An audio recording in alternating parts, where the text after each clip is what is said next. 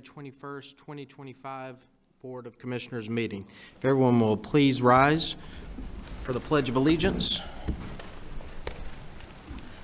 I pledge allegiance to the flag of the United States of America and to the republic for which it stands, one nation, under God, indivisible, with liberty and justice for all. And if everyone will remain standing, and we'll have our invocation by Dan Marshall.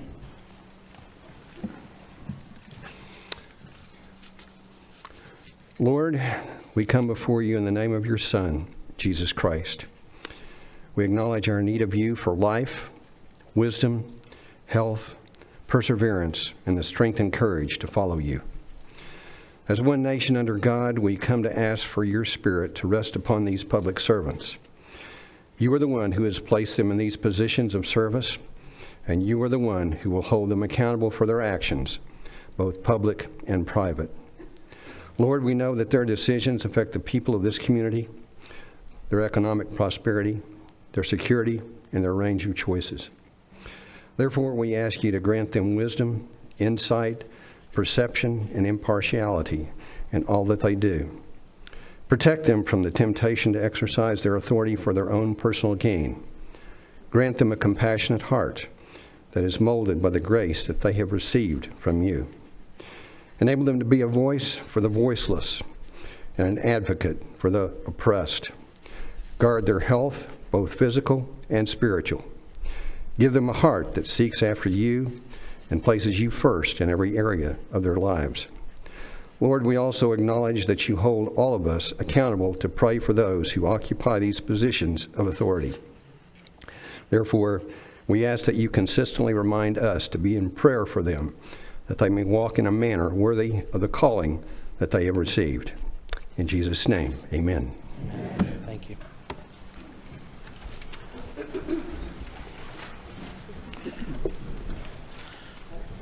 Unfortunately, Commissioner Hsu could not be present this evening. Wanted to give you his regards. We are joined by one of our youth commissioners here at the end of the dais, Amelia Sanchez, and I'm going to ask her to introduce herself. Hi, I'm Amelia Sanchez, and I'm from Northwest Cabarrus High School. I've been a part of the youth commissioners for about a semester now, and it's been really nice seeing everything that our commissioners do for us. So, thank you. Thank you. All right, moving on to the agenda. Everyone has a copy of the minutes. Do I hear a motion to approve the amendment? Excuse me. Do I have a motion to approve the minutes from November 24th? There's a correction, and do I have a motion? I'll make the motion to approve those with the changes as well. All right, all in favor, please say aye. Aye. All opposed? Motion carries. Next, I'll move on to the approval of the agenda. Do I have a motion for the approval of the agenda? I would like to, I'll make a motion to approve the agenda with the changes on page 18, but I would like to pull item number 10 and item number 13 on the consent agenda for the action. That was pulling numbers. What numbers again? It's number 10 and number 13. And 13. All right, so we will move those items to new business. All right, so we have a motion. Do I have a second? Second. All in favor? I'd like to discuss that real quick. Okay. Would you be willing to amend your motion to also remove item number 16, the Black History Month proclamation that was moved to consent, which we have never done before? It says on here that that item was approved by the board for inclusion on the agenda, and I don't remember that happening.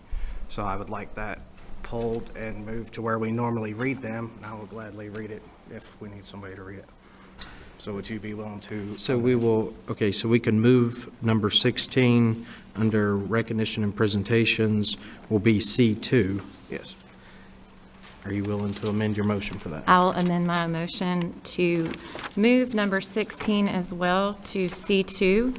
So that is pulling 10, 13, and 16, moving 10 and 13 to the action agenda, and number 16 to C2. Okay. All right, and just a little background on that. Our meetings, we had a discussion as far as the timeliness of our meetings and how long they were going on. And for the sake of Commissioner Shue and his need to get home sooner, there had been a decision to incorporate a lot of these resolutions within our consent agenda. So it is entered into the record. And so we were trying to be conscious of Commissioner Shue's time. But I understand he's not here this evening, so. Well, we also moved one an hour back as well, so we weren't very conscious of his time at that point. Okay. And it literally takes, if you look at this proclamation, it's going to take a minute and a half to read that. We had no problem at the ceremonial swearing in, wasting like an hour of time for that. It wasn't a problem there, so like I said, we've always read these proclamations, and the community doesn't know if we don't read them, because sometimes they don't get through the agenda, so I would like to continue to read these. All right, we hear your comments, and we will move that on. So we have a motion, we have a second. All in favor? Aye. All opposed? Motion carries. All right, we will now move into recognition and presentations. Our first item is a retirement for EMS, and we have Jimmy Lentz here to give a little background on this.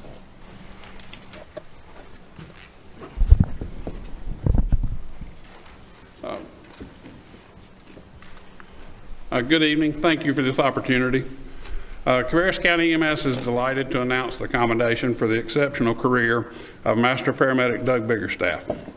Since he joined Cabarrus County EMS in September of 1994, Doug has devoted his entire full-time EMS career to serving our community. For many years, Doug was very involved with medical coverage for special events. His special interest in radio communications was very useful for many years of EMS operations at the Charlotte Motor Speedway. Additionally, Doug's service as a tactical paramedic with the Cabarrus County Sheriff's Department Special Response Team illustrates his commitment to public safety and assistance to allied agencies. Doug has embodied the characteristics of a genuine servant leader. We applaud Doug for his exceptional contributions to the well-being of the citizens and visitors of Cabarrus County. Thank you, Doug, for 30 fantastic years.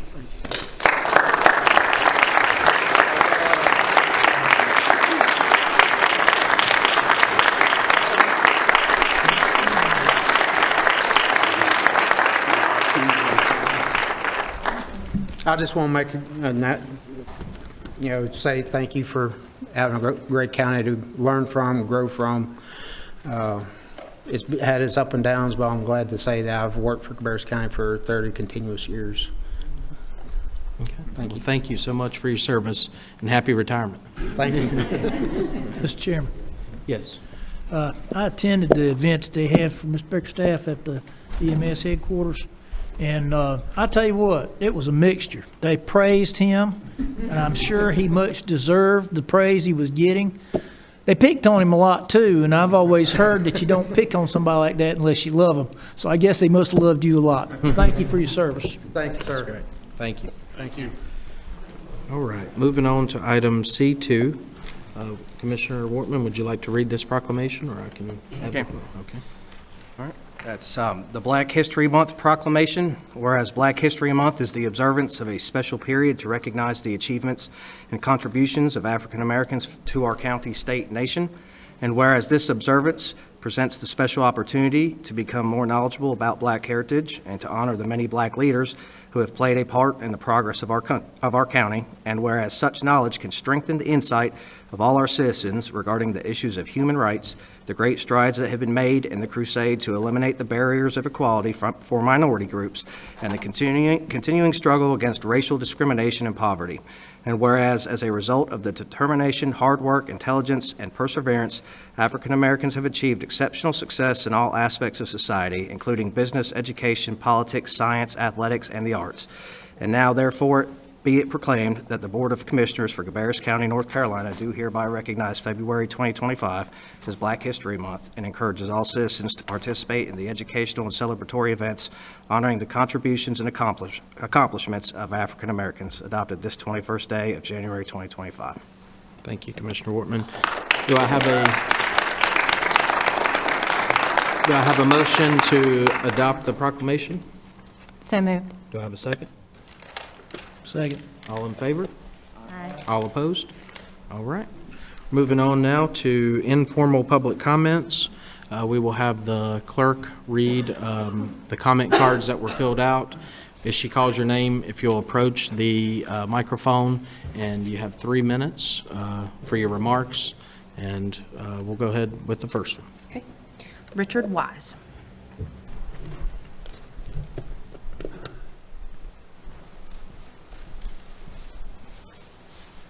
Good evening, Commissioners. My name is Rich Wise. I'm a citizen and taxpayer for Cabarrus County. I'm also a town and Mill-End councilman. I'd like to start out with your mission statement. It says, through visionary leadership and good stewardship. Remember that word, good stewardship. We will be administered state requirements, ensure public safety, determine county needs, another thing, determine county needs, and provide service that continually enhance the quality of life. So last month, the county talked about a financial oversight committee.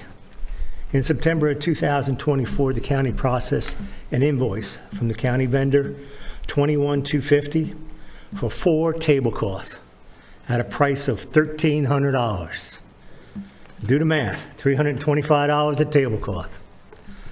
I have copies of the invoices I'd like to give everybody up there when I get done. Now listen to me, no normal person would spend $325 on a tablecloth, but this was not a normal situation. County vendor 21250 is well known, close friends and political supporters of Commissioner Shue, Commissioner Wortman, County Manager Mike Downs, and I guess who doesn't want the Financial Oversight Commission? You guessed it, Commissioner Shue, Commissioner Wortman, and County Manager Mike Downs. The commission is needed. Stop protecting your friends who are county vendors. Stop trying to keep these outrageous payments covered up. These county needs financial oversight. Vote yes on this, please. I brought out before good stewardship. Good stewardship means watching the money that you spend for the county. $325 on a tablecloth, that's not watching the money. Determining county needs, county has to buy a tablecloth worth $325? Man, I don't buy it. So please, let's get this oversight committee in here. Let's start to watch the money that we spend for our county. Our budget's way over. So that's all I have to say. I'd like to hand these out. I can't get around there. If you'll take them around here to the clerk, she'll distribute those. Please take a look. These are your own invoices. That's all I have to say. Thank you.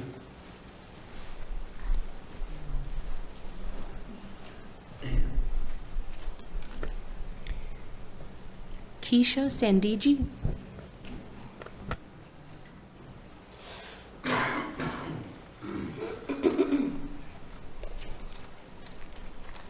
It's Sandage, and good afternoon or good evening. So I am resident of this county. I've been here since 1996. I had the pleasure of sitting with some of you in forums in different capacities, and I know some of you very well, and I appreciate your work for this county. I'm coming to you tonight because I am concerned that one of our members of this community is being removed from our Planning and Zoning Commission. And it wasn't explained to our public as to why this individual is being removed. I understand that Ingrid Nurse ran against 2 of you this year, this past election, and she lost that election, and you all are sitting up here, and maybe this is the reason why that this is occurring. But I reached out to you all today. Thank you for your responses, and many of you told me that you didn't know why this was happening. That's concerning to me when we're talking about and putting a memo out about removing someone from a board whose term is not yet complete, and also replacing them with our friends. We're talking about replacing a person who is very, very involved in this community and is representative of a large population in this community of people of black and brown color. I understand she is the only person on this committee who represents people of color, black people, and that's very important to me. If you all decide to remove Ingrid Nurse from the Planning and Zoning Commission, I truly hope that you have a reason, but it sounds like there is no reason based off of the responses that I received back from 4 of you. Thank you so much, and I hope you all have a good night.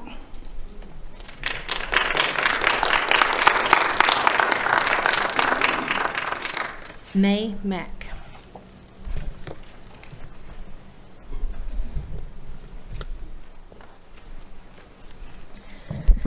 Hello, Commissioners. My name is Megan Mack, and I am a resident of Cabarrus County and a doctoral student studying community psychology. Today, I'm here to address the failure of this board to follow best practices in its recent creation of and appointments to new boards and committees in Cabarrus County.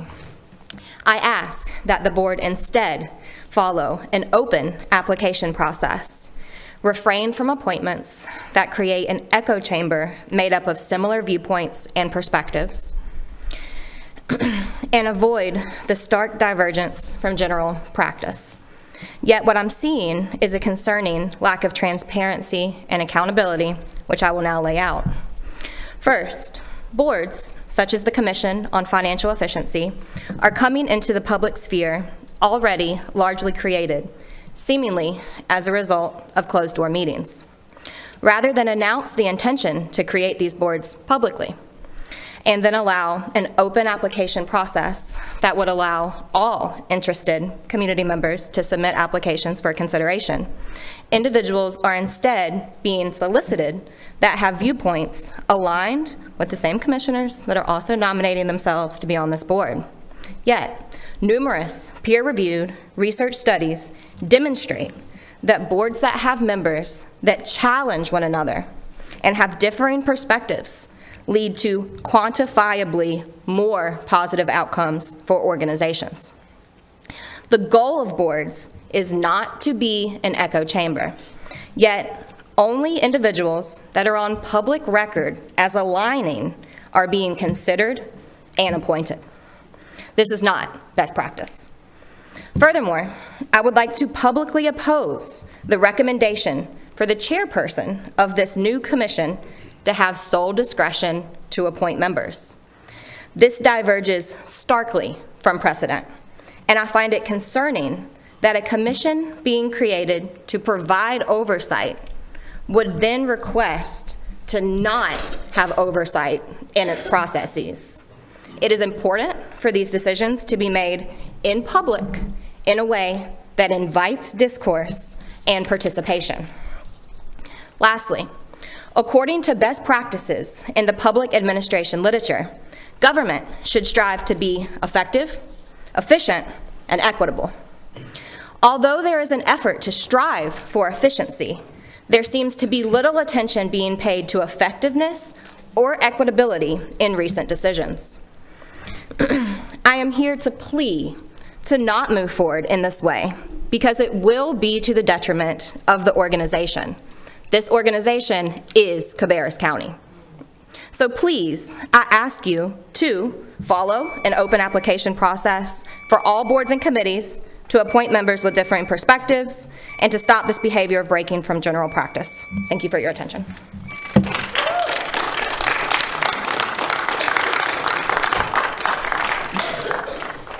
Ingrid Nurse.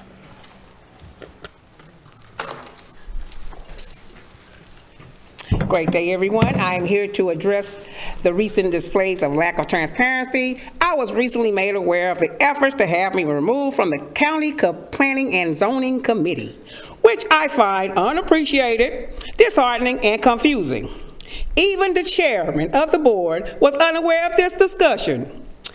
It is important to approach disagreements and disappointments with grace and respect, especially if we process to embody values like accountability and transparency. While I may not share the same approach, I remain committed to serving and representing our community because I am for the people, by the people, because I am the people. I am committed to lead with integrity and courage. I trust that our shared goals should be for the betterment of the community, and I hope I can work toward that in a collaborative spirit. Commissioner Lynn Shue and Kenny Worthman, we all thank you. Diverse communities in Cabarrus County, thank you for calling it out and bringing it to our attention of the people in diverse communities. Part 2, I emphasized that the last meeting, that we the taxpayers, we did not agree or sign up for the covering of the cost of Midland lease. Such discussions should involve open communication and accountability to the community, ensuring the public funds are allocated responsibility and with consent of those footing the bill. In closing, how do you propose to cutting the deficit of $7 million with the added, of course, Midland tax lease of $42,000? What services do you propose to cut? I am Ingrid Nurse, for the people, by the people. I am the people. Keep Cabarrus County sane and healthy. Vote for Ingrid Nurse.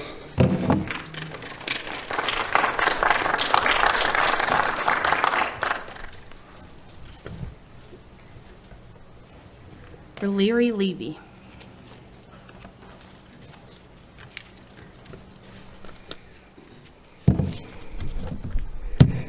Good. Could you please start the timer once oh great, the pictures are up.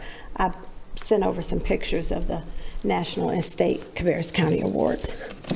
Good evening, Commissioners, County Manager, and people of Cabarrus County.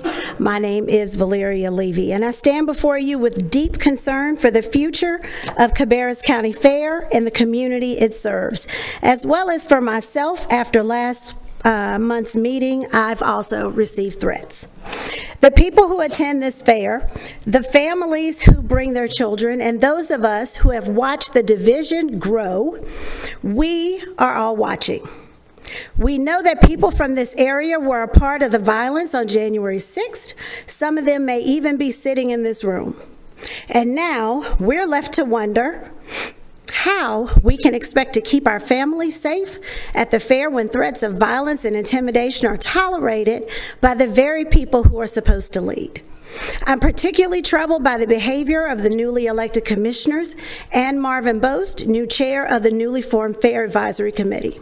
His threatening words saying there would be blood in the hands of the commissioners is very alarming. We cannot ignore that language. This is not leadership, it's fear-mongering.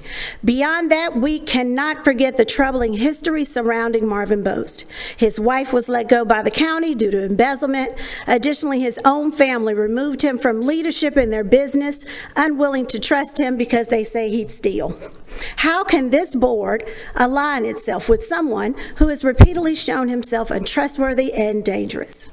The resignation of every fair staff member, including fair directors, speaks to an environment where fear and anxiety have taken hold. These resignation letters make clear how unsafe and hostile the current atmosphere has become under the new Fair Advisory Committee. They never imagined they would feel the echoes of that kind of fear in a place they loved and served for so long. How can we ask families to bring their children to an event where such threats are allowed to flourish? How can we continue to support a fair that may soon be overrun with extremists and hate groups like the Proud Boys? We cannot and we will not. Leadership is a position of service, not of power and fear. I urge you to reflect on what leadership truly means. Proverbs 12:22 tells us, "The Lord detests lying lips, but he delights in people who are trustworthy." We need leadership that builds on trust, not fear. We need leadership that stands for every person in this county, not just those who voted for you. It's time to restore integrity and safety to Cabarrus County and to this community. Thank you.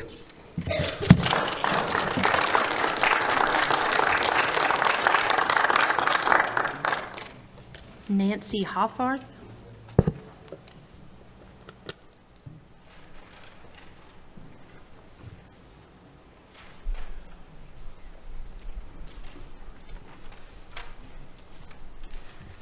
Good evening, Commissioners. My name is Nancy Hoffarth. I'm a Cabarrus County resident of almost 30 years and a retired middle school teacher in the county. Tonight, I would like to comment after reading the board policy on procedures for appointments to boards, committees, and commissions, particularly in regard to the limit on terms of service. The policy states the preferred length of term is 3 years, with terms staggered such that appointments are made each year. With 3-year terms, an individual would normally serve a maximum of 2 terms. The policy also explains the criteria for county residency and attendance at these meetings.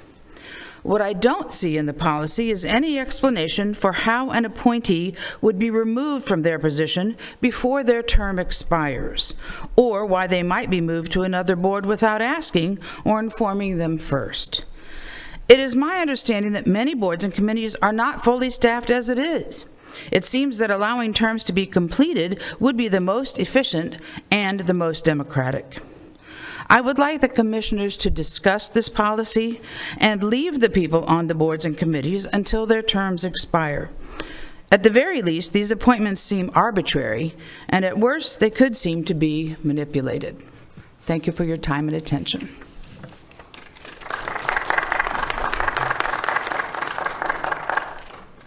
Matt Barrier.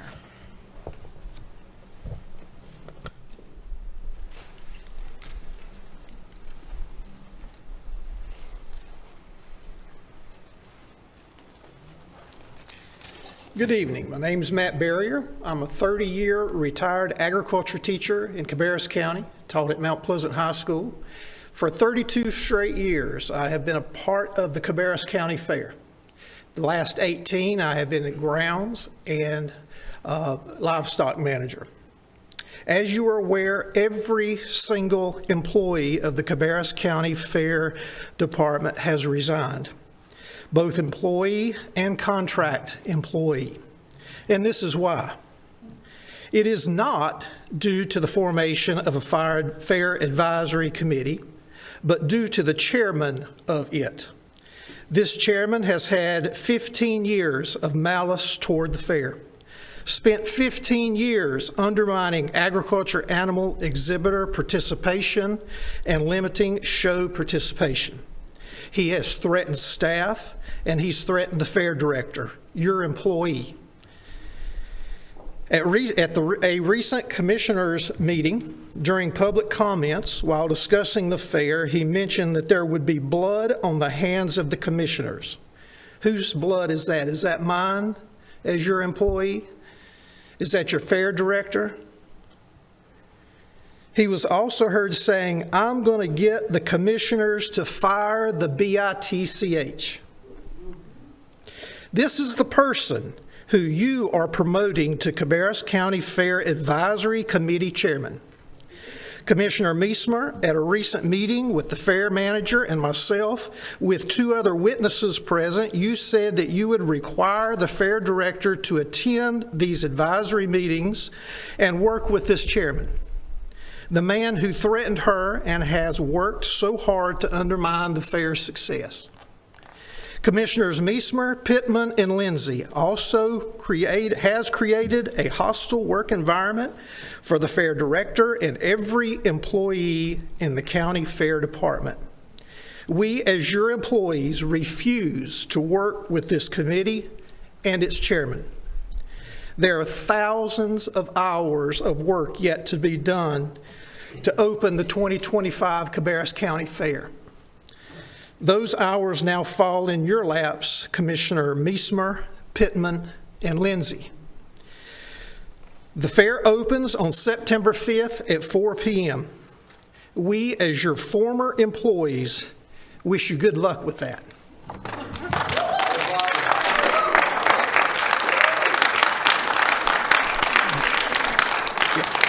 Can I ask a clarifying question? It would be nice for us to clarify at the end. Okay. So can we call Matt back up at the end so I can? We can do that. Okay. Ivy Almond.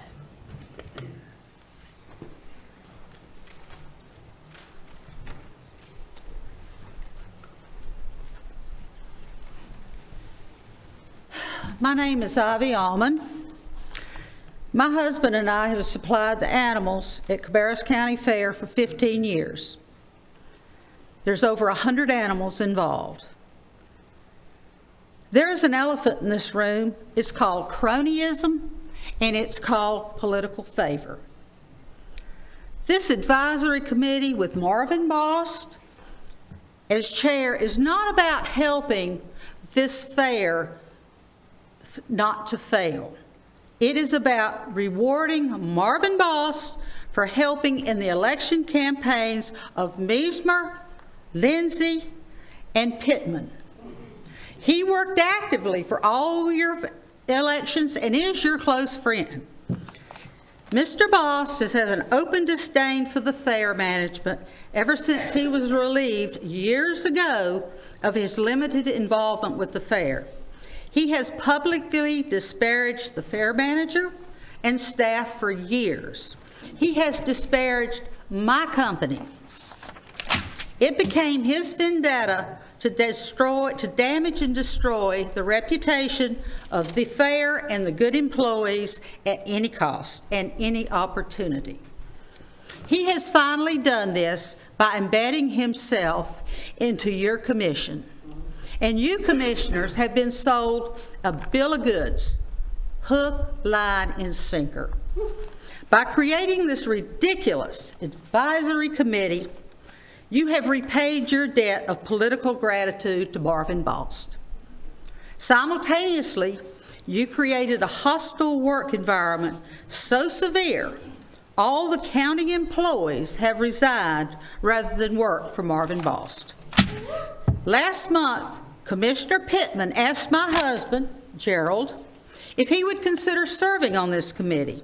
He asked why and was told by Commissioner Pittman that the fair manager was not doing a good job and needed advice and guidance. He said they were going to make big changes and Marvin Bost was going to chair the committee. My husband politely declined. I personally called Chairman Pittman and begged him, Commissioner Pittman, and begged him to vote against the formation of this committee. I said, at least table the vote until you check out these allegations of mismanagement. I told him the fair had won awards for excellence. The fair was a poster child for good family entertainment. His reply was, verbatim, "Oh, you know how it works. Rewards are passed out all the time, and they usually don't mean much. Commissioner Mesler, as the chairman, this is on you. You own this.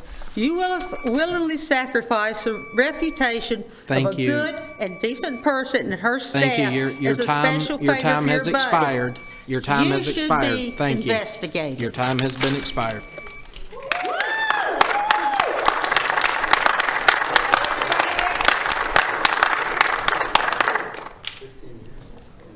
Jim Quick.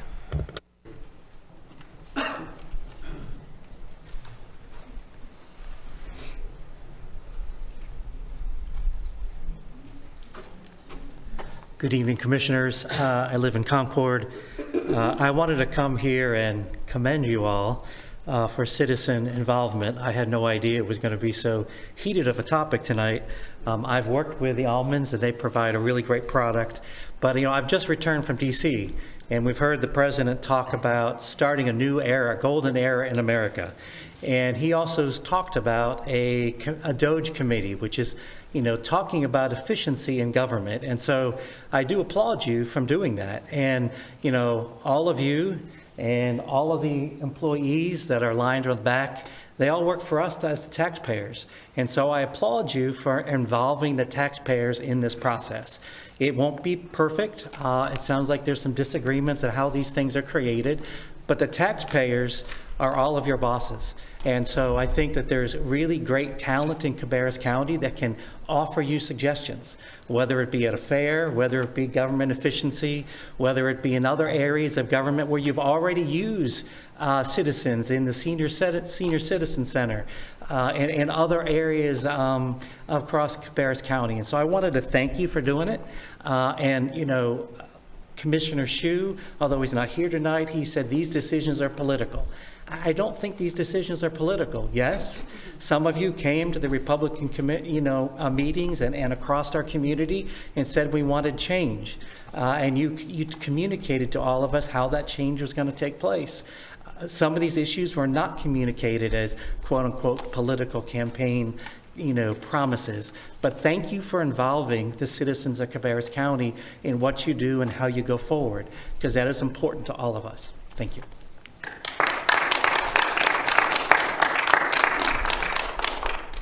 David Henderson.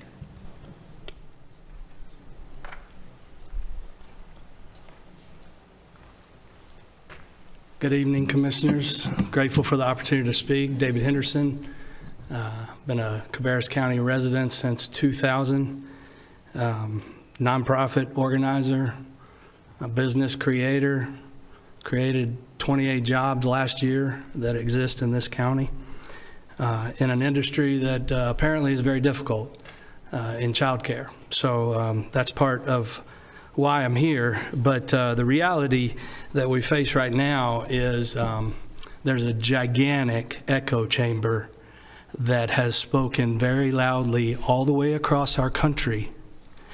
And it spoke very, very loudly across our county, in that the will of the people was very clear, unmistakably clear.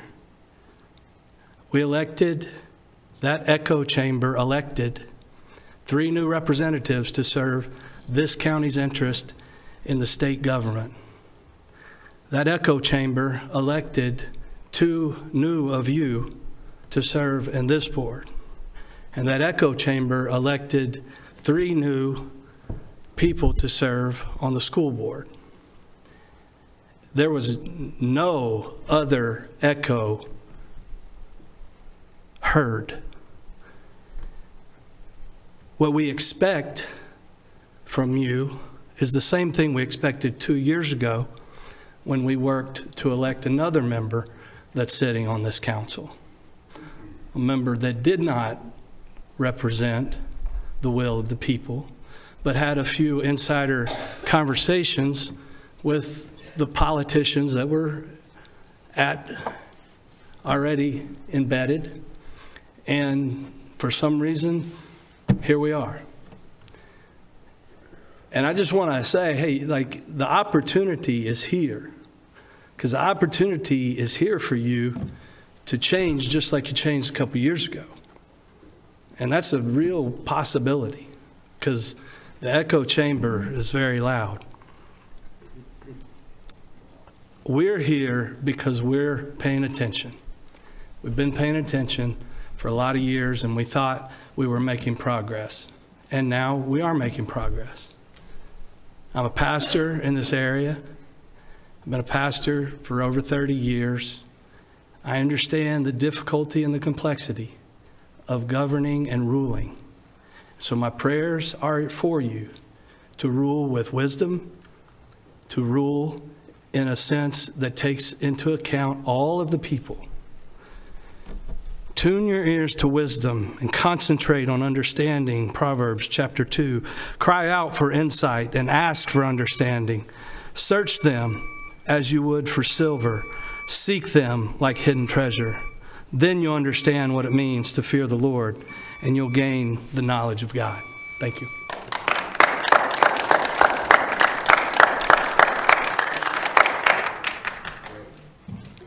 Brent Witchell.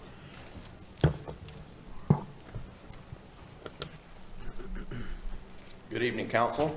I think I've had words with almost every one of you at some point in the last 3 years. I just wanted to give you a change of pace and thank you. You know, I think if to summarize everything I've heard tonight, elections have consequences, and I, for one, represent a huge amount of people that voted for the change of guard on this board so that you follow the will of the people. And so I want to say thank you. You're going to hear, I know changes are tough. There'll be mistakes as we're making those changes, but I want to say, in general, thank you for representing the will of the people that put all of you where you're at today. And so thank you. It was a very exciting day yesterday for me. And to be honest, I kind of feel like we are leading even at a national level. If you look at some of the things that we're doing, and I watched yesterday, I'm like, they're doing the exact same thing. So there's a lot of change happening, and a lot of people won't like it, but thank you for representing the majority of people that voted to put you in the spots that you're in. Thank you.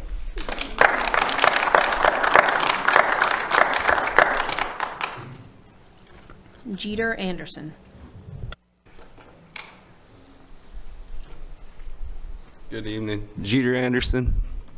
I'm coming up here to talk about our Department of Social Services and how they take children, how Cabarrus County takes children around this county, and how they treat the mentally ill or federal helpless children by the VA. That has something to do with our county manager. He disrespects veterans, and how he screws them, he might as well marry them, because we had a federal helpless child. I mean, we got animals that's protected out here. You can't kill them. And we have people that's protected. And this veteran has a federal helpless child and needs help, assistance, and has an abusive DSS, has abusive workers like Jay White and Jessica Bridges and Delisha Vanderpool and DeShonda Christian. And then we get leaders like Elise Pugh that's sitting over here on the first row at the end. And when we call and ask questions, we don't get no answers. It's like, it's silence on the phone. It's ridiculous. And I know you like awards, Mike, but let's talk about your ring you got. And Wortman, before you go looking for a ring on his hands, no, it's not like the lock on the door that you went and looked for in the room and it's not there. This ring is a child ring, and he likes it pretty good, and he wears it. And why he's got a child ring? Well, why was our child taken? We don't know where our child was taken. We was never told. And they got another veteran in Cabarrus, their children was taken. They don't know why. Why are you taking these kids? Why is these kids being taken in the first place? You need an answer for that. That's kidnapping, man. That's abusive for the kids. That's not good for the kids. And then you give them back to the people, and you never gave them back to us. Well, we didn't do nothing wrong to lose our kid. They just wanted them. And they abused a mentally ill individual so bad she died. And I can't get no answers. I try to get answers like crazy, but I get silence from Elise Pugh over there. And I get letters from county attorneys that tell me not to call or contact or have anything to do with my DSS. And y'all supposed to be there to help. And what you did to this veteran is violation of his benefits, violation of my sister's rights. And it holds severe consequences of exploitation. That's what you did. That's what you did, Mike, exploitate someone.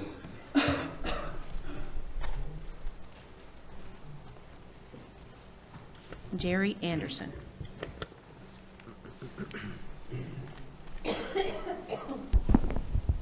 Jerry Anderson, Kannapolis, North Carolina. Anybody ever had a child with a form helpless veteran's child? People don't get them with regular children.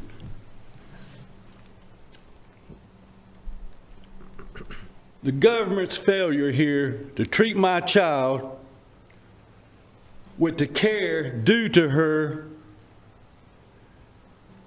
is a serious breach of trust. When I went to DSS to get help, a veteran goes to DSS to get help, and his daughter winds up dead,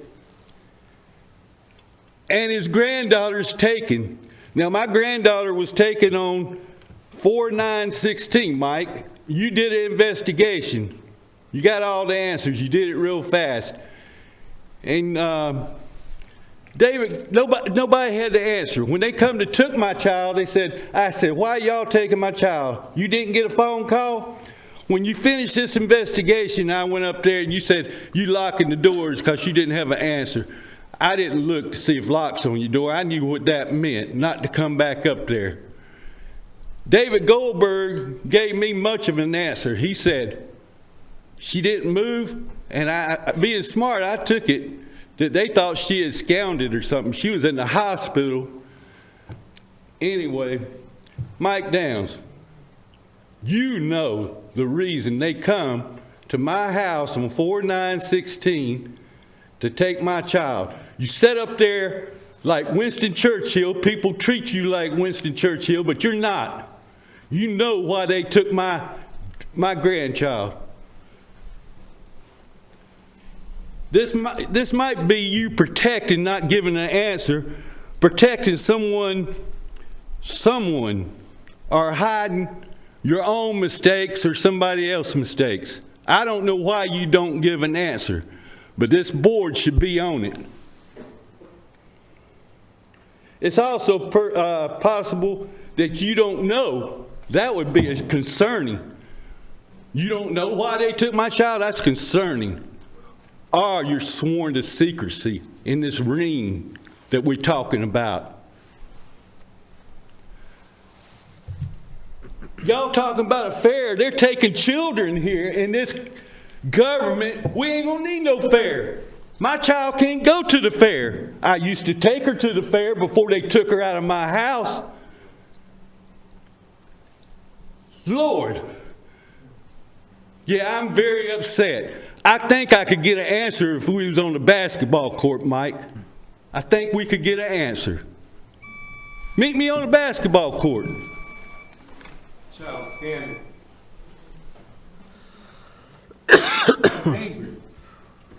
Chris Cranston.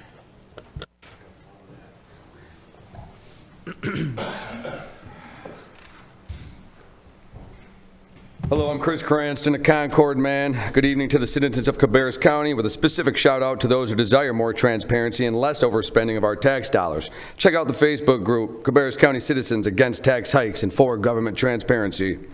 I will start by thanking Larry and Laura for already fulfilling campaign promises. Any person out there who may be doubting the sincerity of the work being done need to look no further than glancing at the twisted up faces of Wortman, and you'll have to imagine shoes. They both fought like hell to keep men and women like Larry and Laura off of this commission in order to keep business as usual.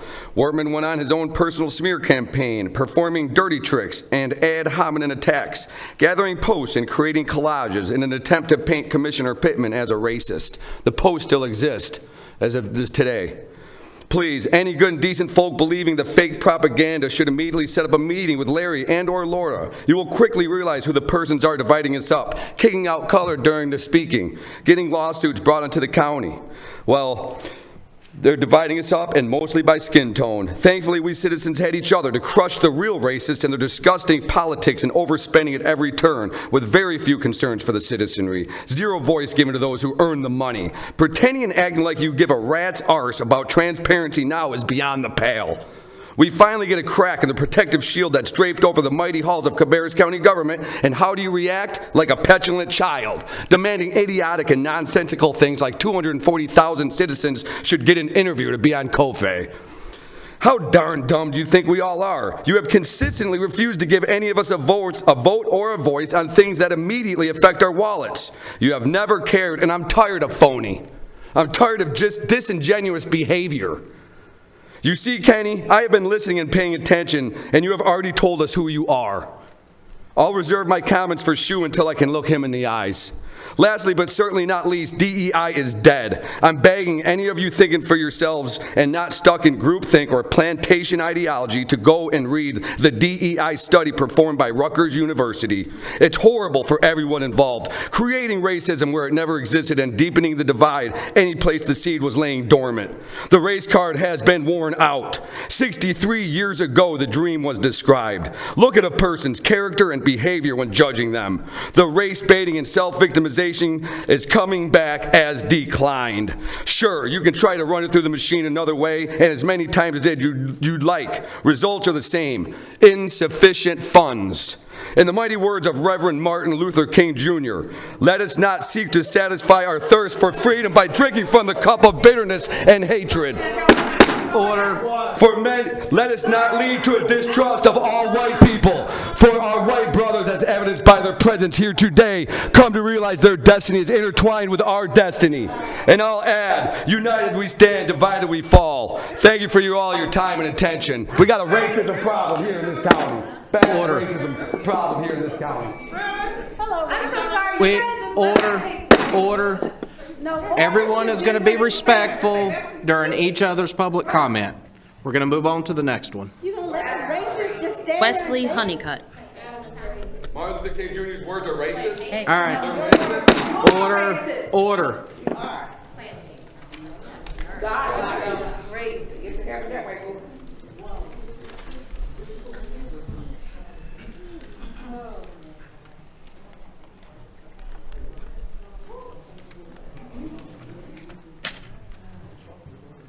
Each other's enemies. Bitter and hatred. We're not each other's enemies. Man, I don't even have this on paper, and I hate to see the time going, but man, I guess there's more important stuff than this right now.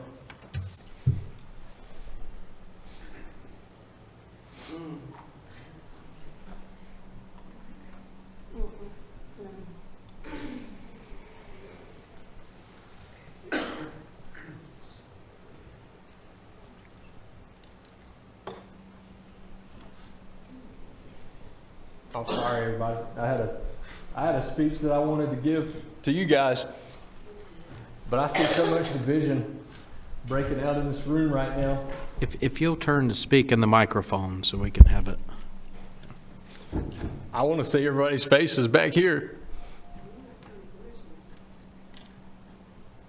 I know y'all aren't county commissioners, but y'all are potential brothers and sisters in Christ that Jesus thought so much of. Jesus still loves that he died for each of us. Ma'am, I'm not suggesting that he doesn't love you. Okay. I feel like you're not even willing to hear what I have to say. Like right off head, you think that I'm attacking you. I'm up here broken for the discord that's breaking out in here.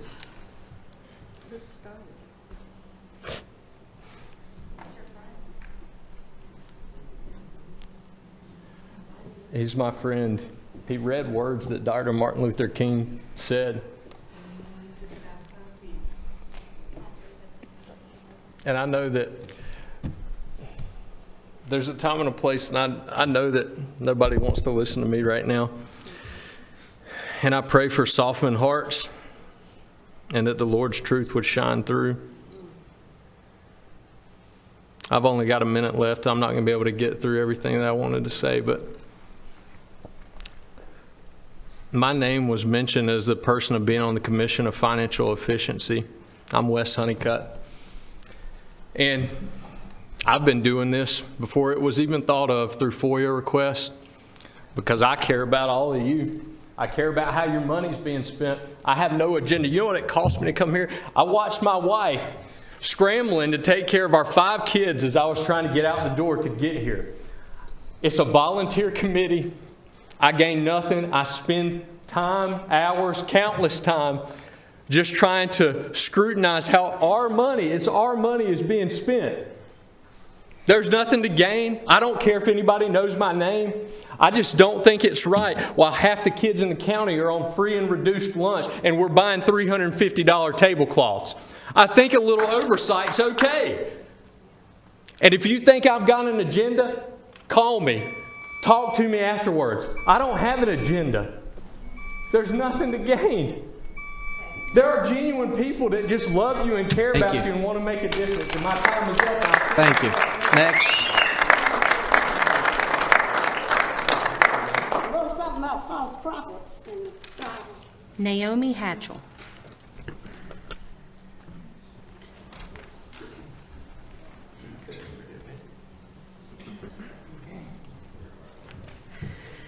A wise king once wrote these words: "For everything there is a season, a time for every activity under heaven, a time to be born and a time to die, a time to plant and a time to harvest, a time to kill and a time to heal, a time to tear down and a time to build up, a time to cry and a time to laugh, a time to grieve and a time to dance, a time to scatter stones and a time to gather stones, a time to embrace and a time to turn away, a time to search and a time to quit searching, a time to keep and a time to throw away, a time to tear and a time to mend, a time to be quiet and a time to speak, a time to love and a time to hate, a time for war and a time for peace." As we enter this year 2025, we have stepped into a new season, not just in our personal lives, but also as a nation, as Cabarrus County citizens.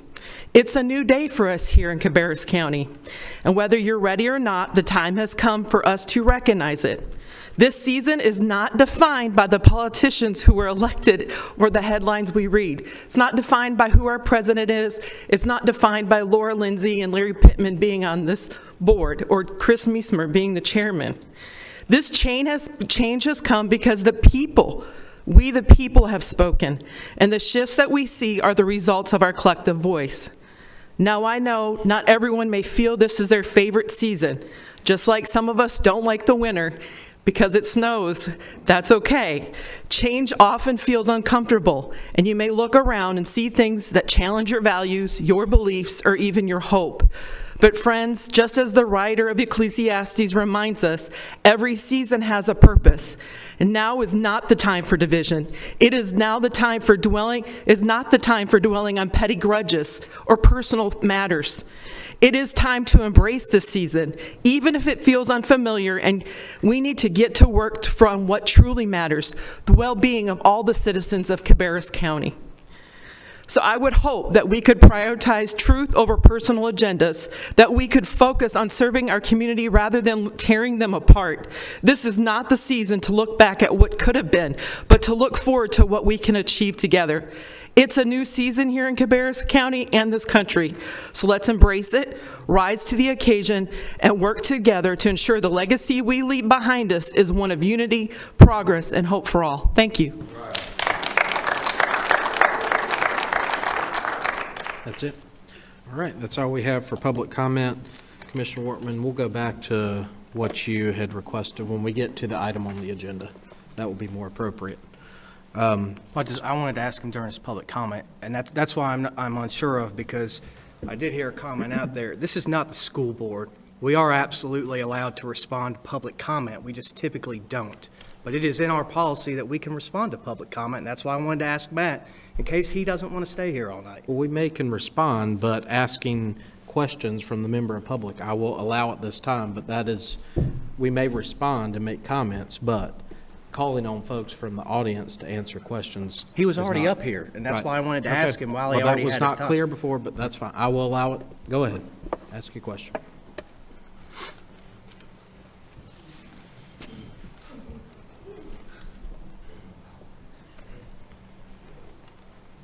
Thank you for being here. Sure. And I know we've talked.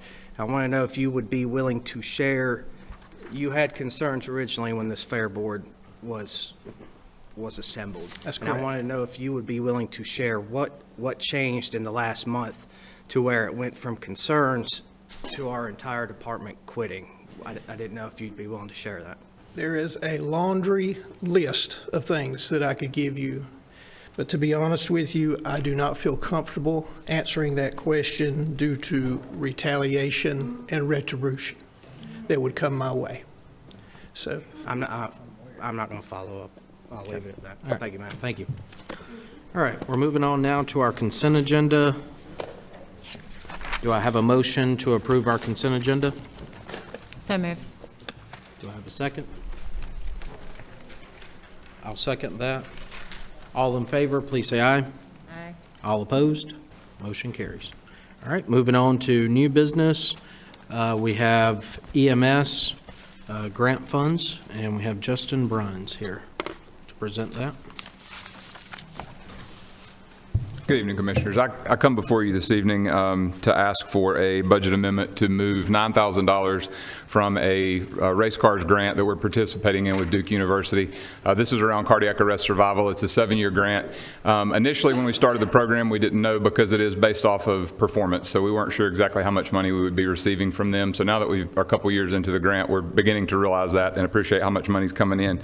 Currently, the revenue side of that account has just over $19,000. Again, this is all grant money from Duke University. We're just asking to move it to an expense account that currently has $402. We're asking to move $9,000 of that to be spent according to the guidelines of the grant. The majority of this money will be spent on CPR education materials for the public, as well as our upcoming Hearts and Heroes event where we celebrate cardiac arrest survivors from the previous year.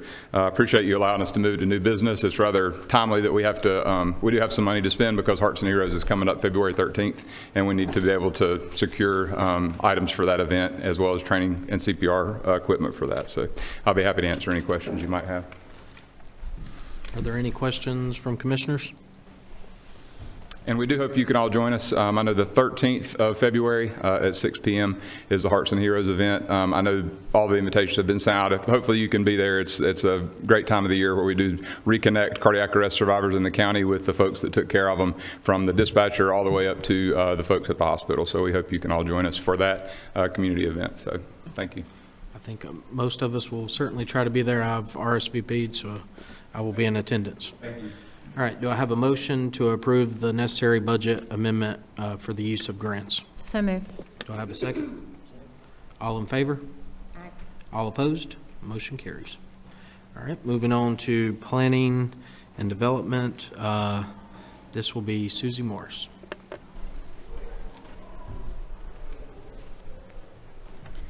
Good evening. The request that you have in front of you is a request for a letter of support. NCDOT is exploring other funding sources for projects in North Carolina. The grant committee has decided that they would like to submit a RAISE grant for 3 different MPO areas within the state. One of them is our MPO area and includes Division 10, which we are in. The project would potentially replace 2 bridges in Cabarrus County. One is off of Peach Orchard Road. You had maps in your packet. The other one is off of Penninger Road. The RAISE grants are used to support projects that may otherwise be more difficult to fund.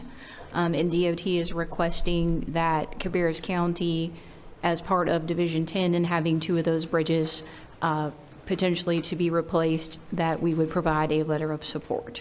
Their template is attached. It is changed to reflect Cabarrus County. It would come from the commissioners. On behalf of the commissioners was our chair actually signing the letter. And I'd be happy to answer any questions you may have, but it's a DOT project and they are garnering letters of support to submit the grant application. Everyone's had time to review the information. Are there any questions? All right. Seeing none, I will entertain a motion. Let's see here. Well, yeah. All right. I'll entertain a motion to consider approving the letter of support for inclusion in the NCDOT RAISE grant application materials. So moved. Second. All in favor? All opposed? All right. Motion carries. Thank you, Susie. All right. Next item on our agenda is the appointments to the newly created Fair Advisory Commission. This commission was created at our last general meeting in December. The commission was created then. I do want to clear up a couple of comments that were made during our public comment, that whenever it is mentioned that the entire fair department resigned, there is, from my knowledge, 1 full-time employee and a part-time employee in that department. So I wanted to clarify that whenever it's described as a department, it's one full-time employee and one part-time employee. Also, too, and I know that there are some contracted positions according to the HR director, but also this board has not been in operation yet. So there was also a comment that this board has created a hostile working environment. This board has not even had their first meeting yet. So I just wanted to go ahead and clarify that as well. But going forward with that, you know, the Fair Advisory Committee, as I said, was created at our last general meeting, and we've had applications for this committee, and I want to thank each and every citizen and taxpayer who had applied for this Fair Committee Board. And I know the clerk has sent out all of those applications to all the board members. So all the board members have had an opportunity to review the applications for the appointments on this. And, you know, as I said, I look forward to this Fair Committee, you know, bringing ideas to the fair, work with the staff of the fair, and you know, just bringing new energy. I also think we have the chairman of our fair committee here, Mr. Boss, is here in the audience, and I want to thank him. He took his time. He took his time to travel to the State Fair Convention in Cary, and he spent several days there. I attended as well, and we made a lot of good connections. Mr. Boss knows every player involved with fairs all across the state, and there's a wealth of information there. And as I said, you know, we learned a lot about it. I know Mr. Boss knows a lot about fairs, but it was an eye-opening experience for me. And so thank you for taking your time to do that. Also at that fair convention, there was a live auction for a scholarship fund that the State Fair Committee gives out, and Mr. Bost was very kind in securing a donation from the Napa Auto Parts in Mount Pleasant. They had donated a jump box for this auction, and it raised a good bit of money for the scholarship fund there. So thank you to him, and also thank you to the Napa Auto Parts in Mount Pleasant. We also received a certificate of appreciation from the Department of Agriculture, the Commissioner of Agriculture, Steve Troxler, for being a part of that. So I want to present that. And with that being said, I just want to give a little background on that, a little bit of information, and if there's any comments, I'll entertain that. Mr. Chairman, I'd like to comment on this issue briefly. A couple of things were said tonight that I don't think people were trying to lie, but they were very misinformed. For one thing, yes, Mr. Boss and I have been friends for quite some time. And when I ran for the state house, he did provide food for some of my rallies, for which he was well paid, okay, out of my campaign account.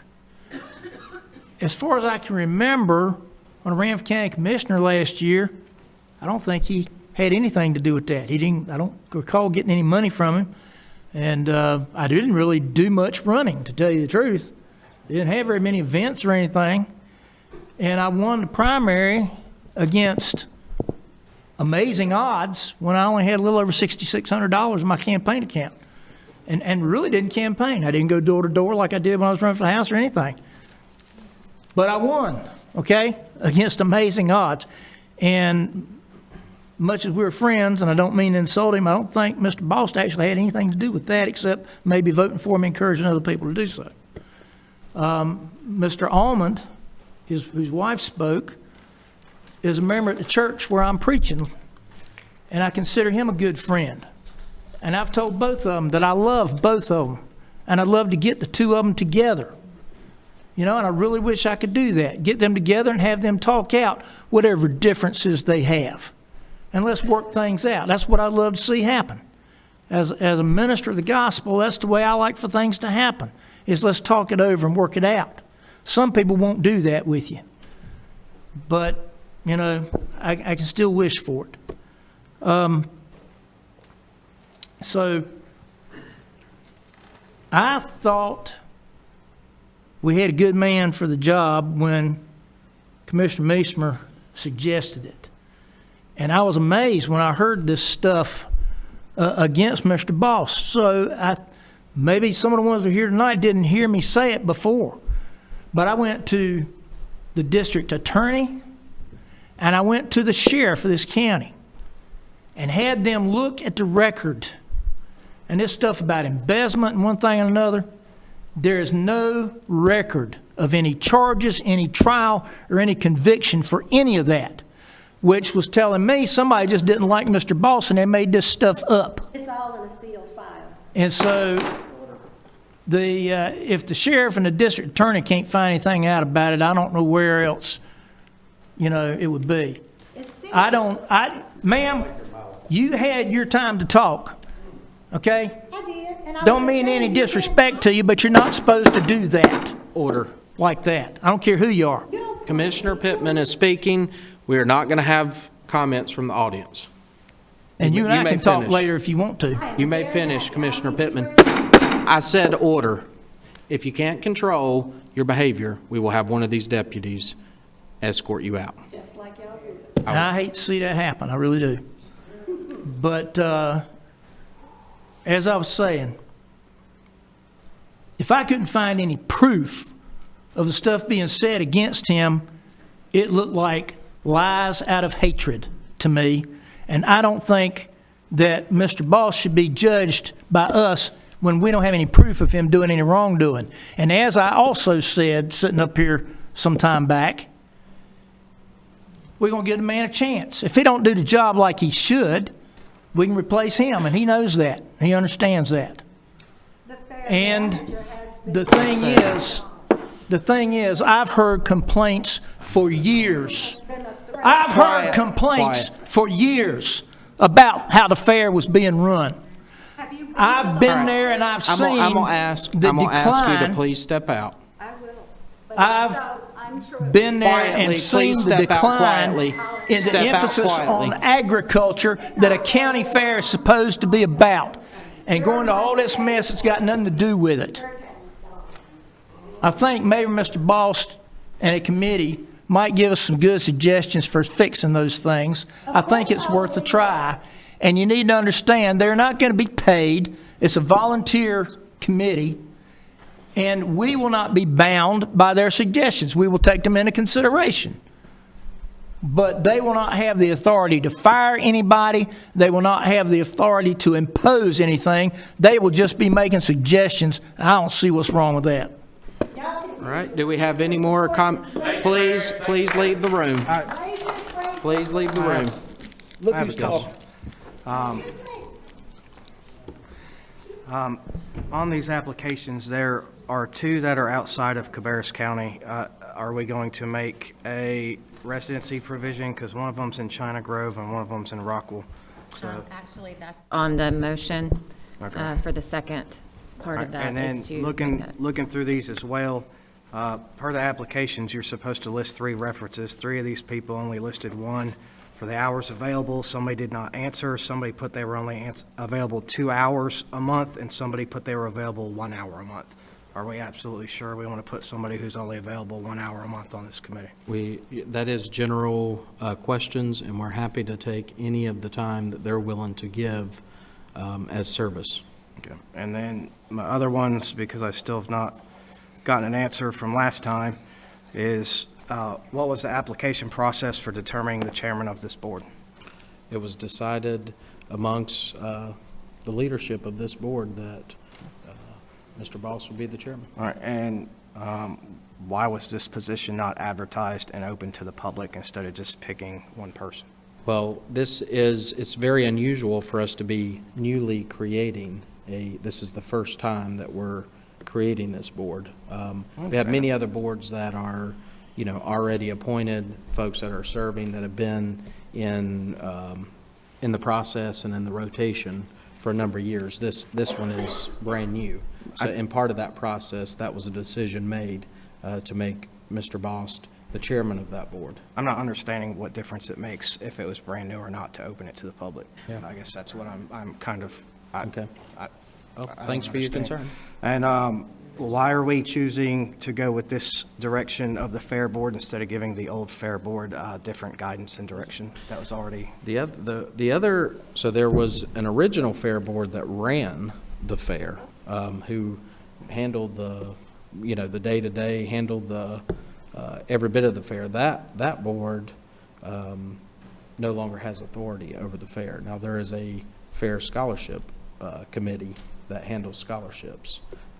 But if this new board doesn't have any authority over the fair either, then why are we Yeah, creating? this is an advisory committee. The other board is handling scholarship funds. All right, and then since we rejoined the State Fair Association, is that us saying that we're okay with county tax dollars going to lobbyists and PACs?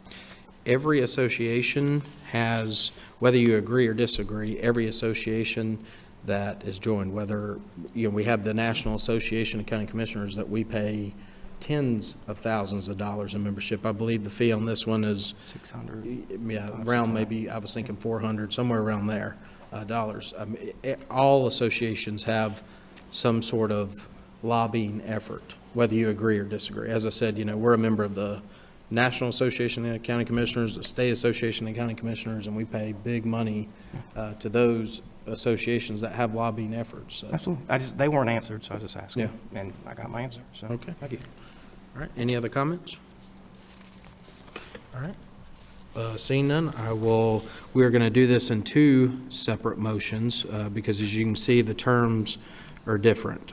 So I will entertain a motion to appoint the following persons to the Cabarrus County Fair Advisory Commission for 4-year terms, and that would be John Klein, Ashley Miller, and Courtney Wyatt. I will make that motion to approve John Klein, Ashley Miller, and Courtney Wyatt to the Cabarrus County Fair Advisory Commission for a 4-year term. Okay, do I have a second? Second. All in favor? Aye. All opposed? No.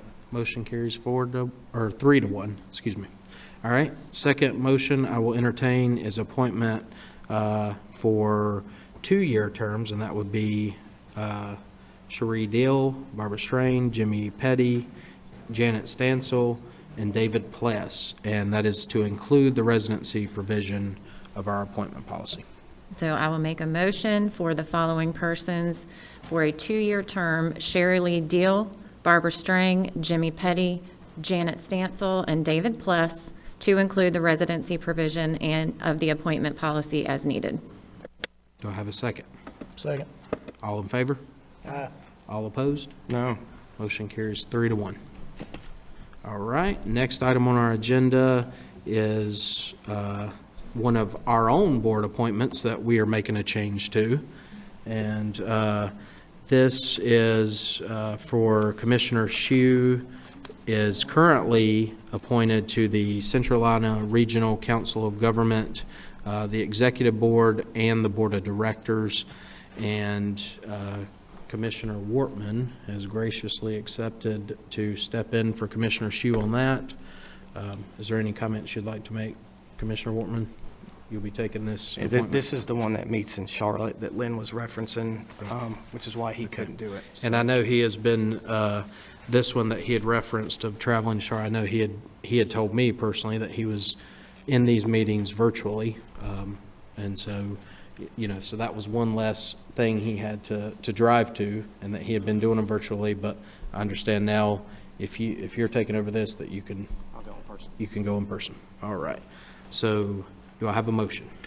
I'll make a motion to approve the updated 2025 Commissioner Board appointments to reflect the appointment of Commissioner Kenny Wortman to replace Commissioner Lynn Shue to the Central Carolina Regional Council of Government Executive Board and the Central Carolina Regional Council of Government Board of Directors. Do I have a second? Second. All in favor? All opposed? Motion carries 4 to 1. All right, moving on to our next item. This is the Cabarrus County Legal Representation, and we're here this evening to honor Rich Cook and his service to Cabarrus County. He started working with the planning and zoning, doing legal in 1993, and then I know he became the county attorney in 2006. And so we're here to honor his service and thank him for all he's done for Cabarrus County. And we do have something for you, but before we get to that, the mayor of Harrisburg, Jennifer Teague, Mayor Teague, would like to give a few remarks to honor your service. Good evening, Commissioners. Thank you, Chairman Meismer, for allowing me to address the Commission and the public this evening in recognition of Rich Cook. I have had the distinct honor and pleasure, like so many folks that we've met across our county, as an almost 30-year resident of Cabarrus County, and most notable, currently serving as the mayor for the town of Harrisburg. I can say with the utmost confidence that Rich Cook is one of the most honest, trustworthy, and strong advocates for Cabarrus County that I've had the pleasure to work with. His support of everything Cabarrus far exceeds his professional work. With almost 20 years representing the county and just shy of 50 years practicing law, Rich has faithfully served so many with integrity and dedication. This is a true testament to his admirable character. I have watched Rich thrive and excel in his work, and it's understandable that when you love what you do, it makes endings like this bittersweet. Thank you, Rich, for setting the bar high and upholding the standard and integrity of your position. You've done so much for us that we could never list it all in one place or a 2-minute speech, but I will certainly try. With his wife, Cindy, by his side, I have been blessed to get to know them both not only on a professional level, but personally as well. They have both handled life's challenges and curveballs with grace, never once giving less than 100%, and always faithful in service. I would like to welcome Mr. Peterson to his new position. He will have some big shoes to fill in this important role, but I have no doubt that Rich will provide a smooth transition and will end his time here with the county just as he entered it, with gratitude and respect. Rich and Cindy, on behalf of my family in the town of Harrisburg, we are forever grateful for your service to the county, and we wish you nothing but the best in this next chapter. When one door closes, another one opens. God does not waver in his perfect timing. And whatever the future holds, just know that your legacy will be honored for decades to come. Thank you, Mayor.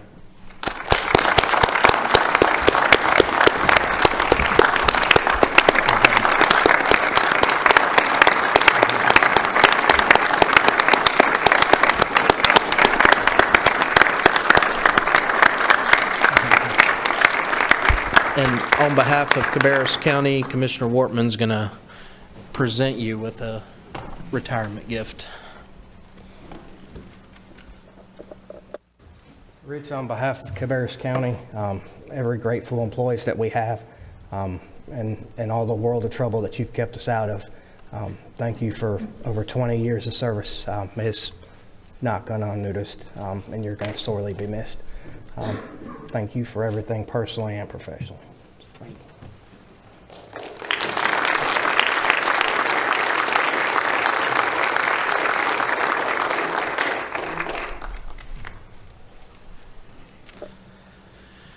All right. So we have some language to get through before we recognize an interim county attorney. So we will, if you want to make a motion, entertain a motion. Yes. So sorry. I make a motion to conclude the appointment of Rich Cook as the board-appointed county attorney pursuant to General Statute 153A-114. Okay, we have a motion. Do we have a second? Okay, all in favor? Aye. All opposed? Well, we can't. We Yeah, can. Sure. I've got a couple questions. Rich, for 20 years, you've charged the county $150 an hour, and you've never gone up on your rate. And we are now looking at a new rate of $295 an hour. Hopefully that new efficiency committee will look at that one, because that's twice as much. So I'm kind of curious what makes our new attorney worth double the cost of Rich with his experience and his history on Cabarrus County. Kind of curious. it might be best to hold some of these till the next motion. This is honoring Rich, but. I don't want to conclude his service until we Okay. get it. Sure. And I'm absolutely not going to vote for it unless he wants me to put him out. If he wants me to put him out, I'll vote for it, Rich. But if you don't want me to put you out, I ain't going to vote for it. Well. But I'm also curious, this new attorney, is this Midland, the town of Midland's attorney?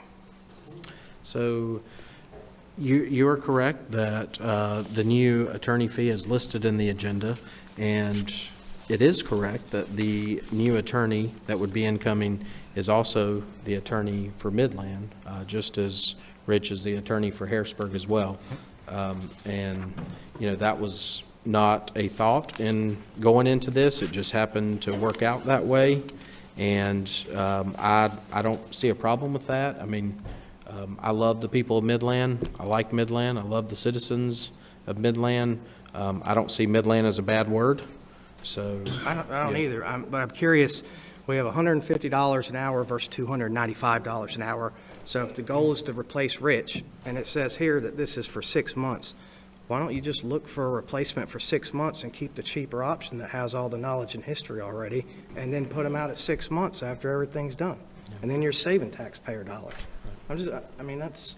we're absolutely going to be looking for savings and a way to. We're going to look for savings while we're spending more. Yeah, sometimes, you know, Rich has done excellent work for us, but, you know, there's been a Rich, do you want me to vote to put you out? Are you ready to go or not? Well, Commissioner, the statute says that the board, that's their decision. I serve at their pleasure. So if the majority of the board wants to go in a different direction, I really can't argue with that. Is there any other comments? Mr.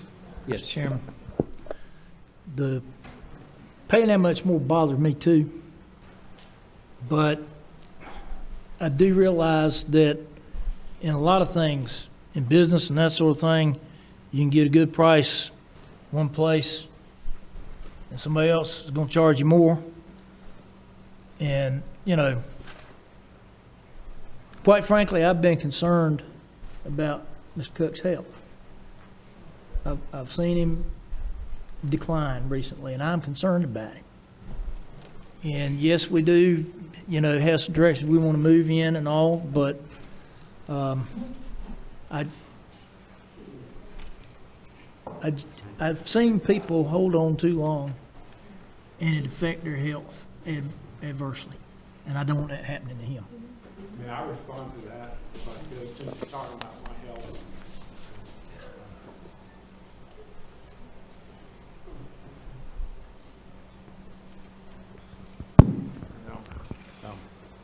Yes, I mean, I have had some health issues. I had a major stroke 6 years ago, and here in the last 3 months, I've been diagnosed with cancer too, that affects my back. That's why I had to wear that brace for so long. So I'm in chemotherapy at this point. What I've told everyone is that even with those physical limitations, I've still been able to work and do the county's work and Harrisburg's work. And actually, from my perspective, the only thing I can do is work. I can't help my wife do anything around the house. I can't do anything else physical because of these limitations. So being able to work and has kept me going, and plus it keeps my mind off all these medical issues. So I do have those, Commissioner, and you're right about that. And they haven't, you know, they've been hard to deal with, particularly adding the cancer on top of everything else. So that's my situation, but I'm just trying to make the best of it. And thank you. You know, I know that's a lot to be going through, and we've certainly sympathized with you. And going back to some of the comments, you know, Rich, I've enjoyed getting to know you over the years, and we've had great conversations, you know, excluding county work. We've had just good conversations about life and things of that nature. And, you know, like I said, I've been really enjoyed getting to know you. You know, we did go, if, 2 or 3 meetings without having an attorney in the room, and as chairman of this board, that bothers me. And I, I'm here to protect the citizens and the taxpayer of this county, and these are tough decisions to be made. I mean, this is tough decisions, and it's not easy for anyone, but. May I make 2 other comments very quickly? Number one, I think the meetings you're talking about, I was on virtually and actually interacted with the board, I think during at least one of those meetings. Over 19 years, I think I missed 2 commissioners' meetings for other reasons. So I was here almost all the time. But aside from that, what I do want to say is that I really appreciated the opportunity I was given by this board and the past commissioners to serve in this capacity. I really considered it a blessing, and it was good for me professionally. I think I did good work for the county. I never had any complaints from within the county about the work or about my professionalism. But also on the other side, the county paid me, and like I say, it was a good position for me to be in professionally, and I worked with a lot of great people at the county and a lot of great people around around the county and within the county, and we've got a lot of those that are still employed here that made my job easier. Right. So I just wanted to express my appreciation to this board and to the past boards for having given me the opportunity. Thank you. Thank you. Thank you for that, Rich. Thank you.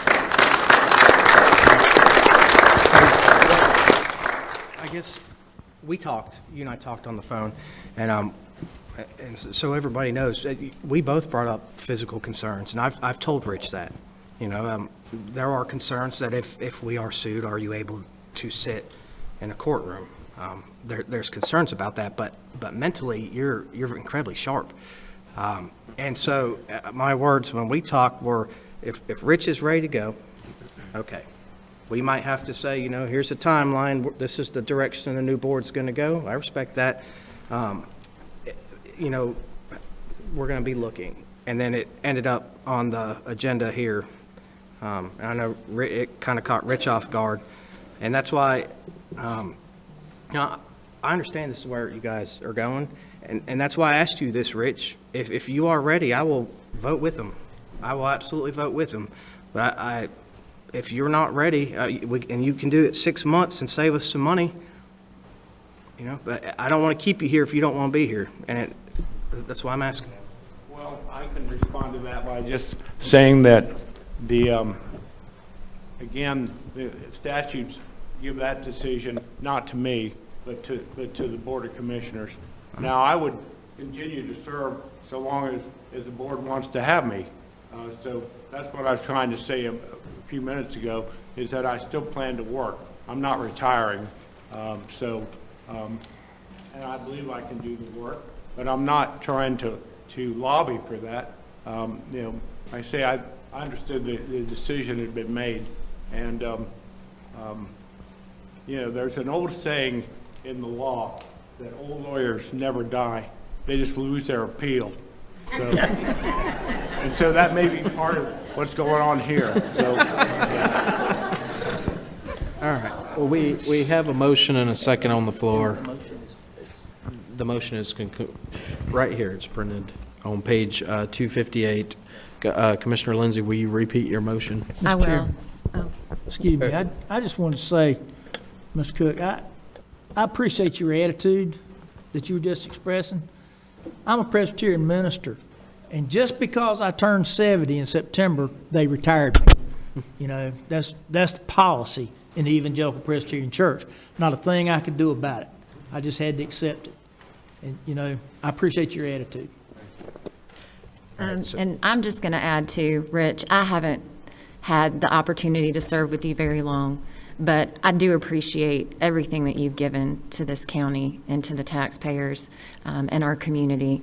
I think you're a stand-up guy. I wish you all the good health in the world, and I thank you very much for your service, sir.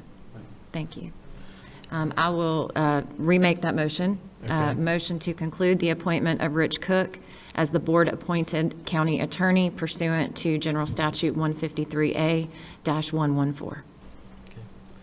And Commissioner Pittman had seconded the motion, so we will go ahead and take a vote. So all in favor, please say aye. Aye. All opposed? Motion carries 3-1. All right, so then we have another motion to appoint our interim county attorney. All right, so I will make that motion to appoint Daniel Peterson as interim county attorney pursuant to General Statute 153A-114 for a period of not more than 6 months, and to authorize the chairman of the Board of Commissioners to execute an engagement letter to that effect, and including such terms as reasonably necessary, including authorizing a rate of $295 an hour for legal services rendered. Okay. Do I have a second? Second. Oh, sorry. Go ahead. All right. Just so everyone's aware, this is an interim basis, so this is a 6 months interim basis. We will be evaluating whether we want to continue moving forward with Mr. Peterson, or if we want to shop around. Is there any other discussion? Is he willing to match Rich's $150 an hour for the county? I doubt it. Generally, the going rate for this is closer to $400, so we're actually getting a discount. I got a further discount with $150. Yeah. I will say that I truly appreciate Mr. Peterson in discussion about the amount of money. He was willing to lower his rate to $295 an hour. And this is nothing against Mr. Peterson. It's the fact that one's $295, one's $150. I mean, Well, that's discussions that we can have with him in the future. You'll be working with him here shortly. All right, so we have a motion, we have a second. All in favor? Aye. All opposed? No. All right, motion carries 3-1. And at this point, I would like to ask Mr. Peterson to come join us on the dais, and also have him introduce himself.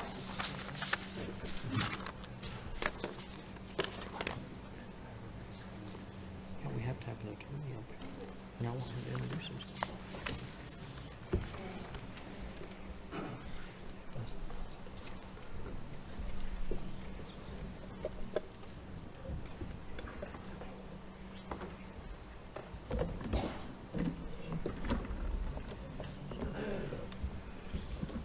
So we would like to welcome you, Mr. Peterson. Welcome to the board. We look forward to working with you, and if you'd like to take a moment to introduce yourself to the public, to county staff, and absolutely, please. Good evening, everyone, and good evening, commissioners. Just wanted to say first, it's an honor, and I truly will have big shoes to fill. And just pinch hitting here. Look, it may be.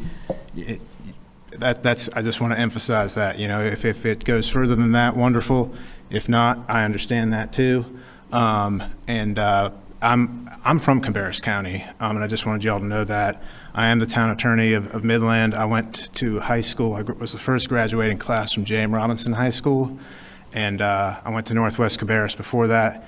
I was at Northwest Middle, and then W.R. Odell Elementary. So I'm a product of Cabarrus County. So it is truly an honor to be up here and just to try to help out the best I can, again, on a pinch hit basis. And if it becomes something more than that, that's wonderful too. And I appreciate the faith and trust of the board and Commissioner Wortman. I look forward to earning your trust. And I will say too, just kind of to get that out of the way about, I won't charge any, I'm not going to sit here and charge y'all tonight. So we can have those discussions further, if as much as we move forward or not, sir. So, yeah, thank you. All right, thank you for that. All right, we're going to move on to the next item on our agenda, and this is the Commission on Financial Efficiency. And before we open that up to discussion, we do have two of the members, proposed members for this commission here, and I would like to ask them to please step forward and give some remarks.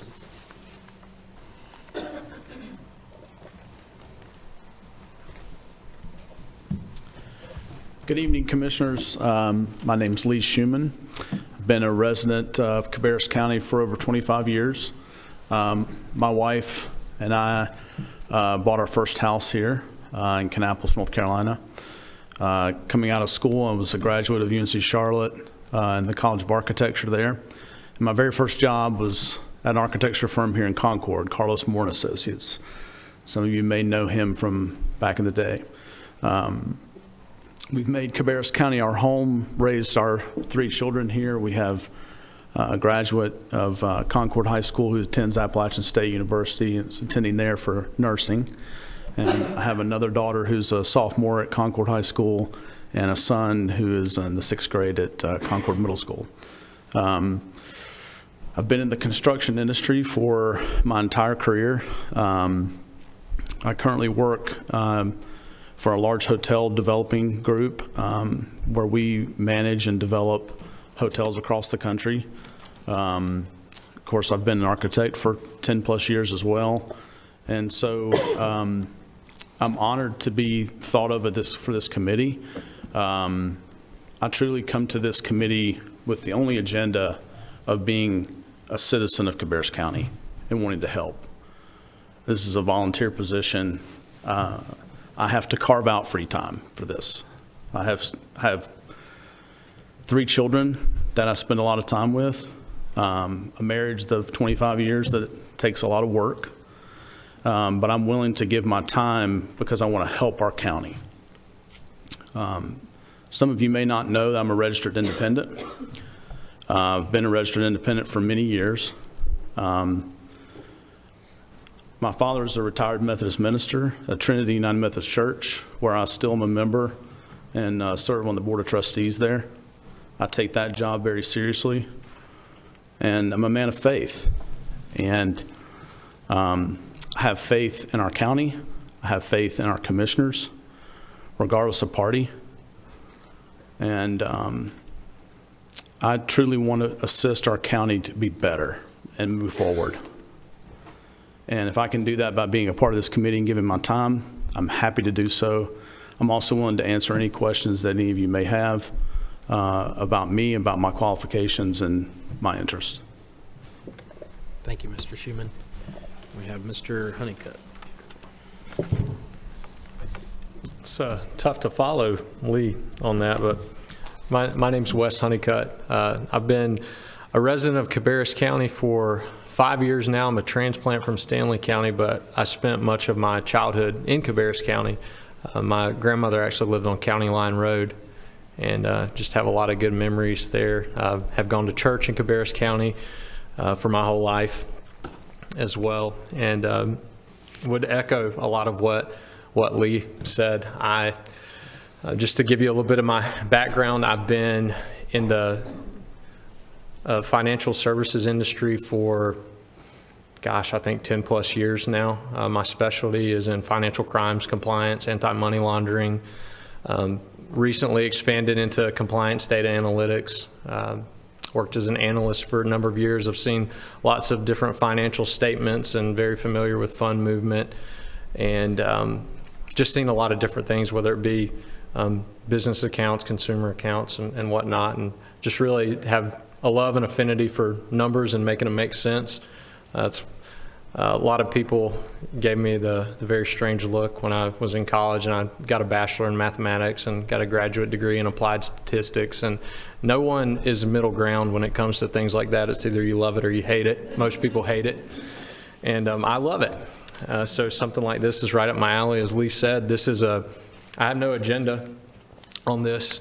I just kind of fell into this space earlier.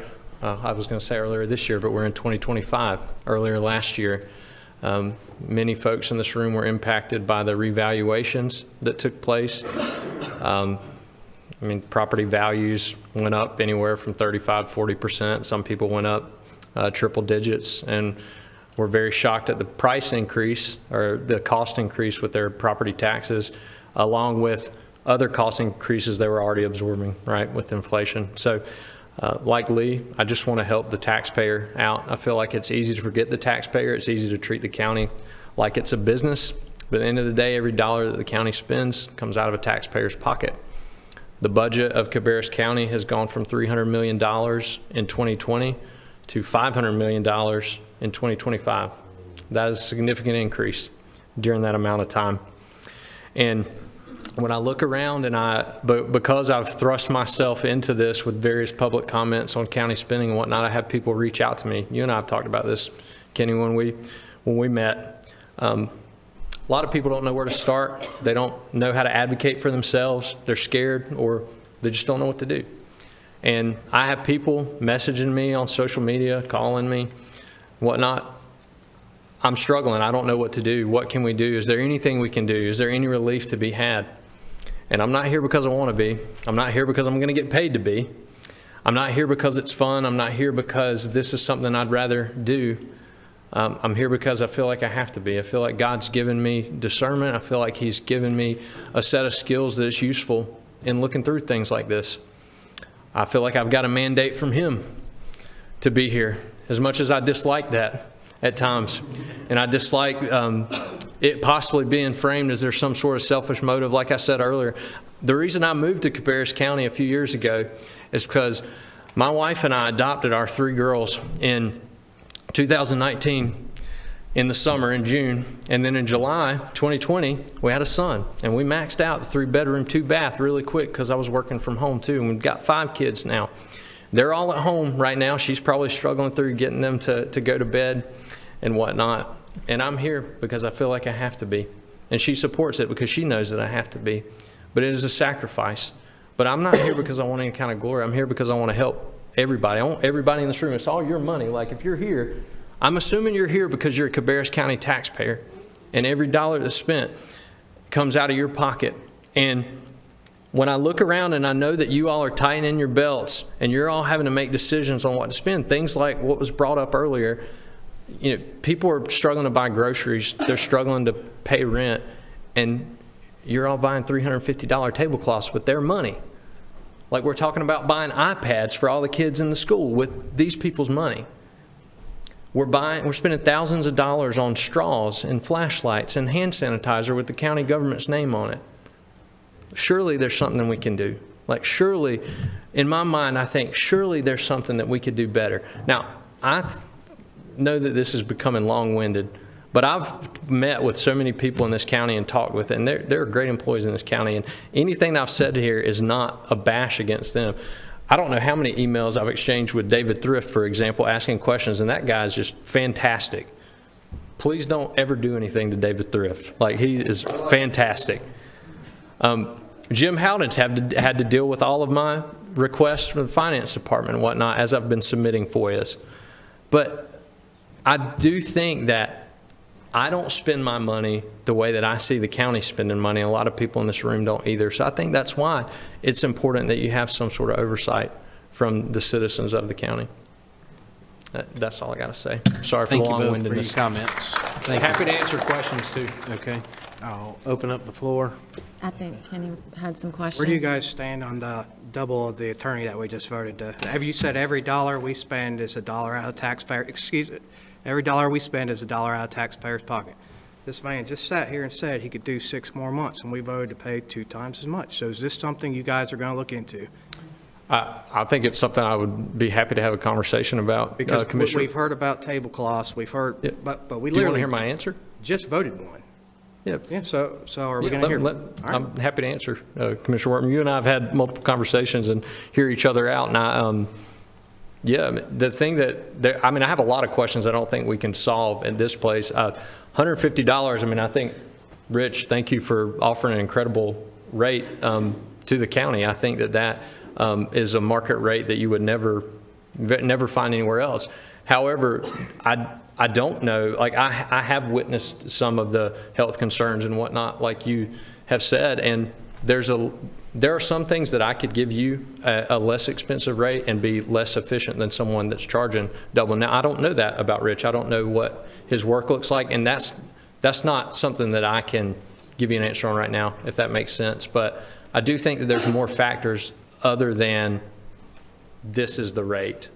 And I've not been, I just met the new attorney from afar here, and I've not had a conversation with Rich either, so I think that's a challenging question to answer, Kenny. I think it's important. That is a decision that we make.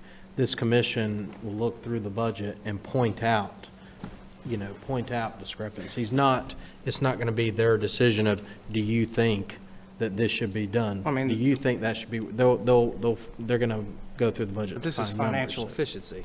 And that's like, according to the article I read in the paper, we have somebody who's been qualified as a financial expert, somebody who's been qualified as a building construction expert. And we've had conversations. You know how I feel, Mr. Schuman, we've not. I hope to. I hope that we can meet, grab a coffee. So this is not personal. You know that. We've talked. But I've seen their resumes. Nobody can deny that they are great resumes. Nobody can deny that. I've seen them. But we also have a 4-member committee, and 2 of them sit up here. So why do we not have more community involvement? If this was, the restaurant efficiency committee, obviously you'd be on there, or a doctor's office efficiency. But these guys are bringing construction and finance. But what are we bringing here?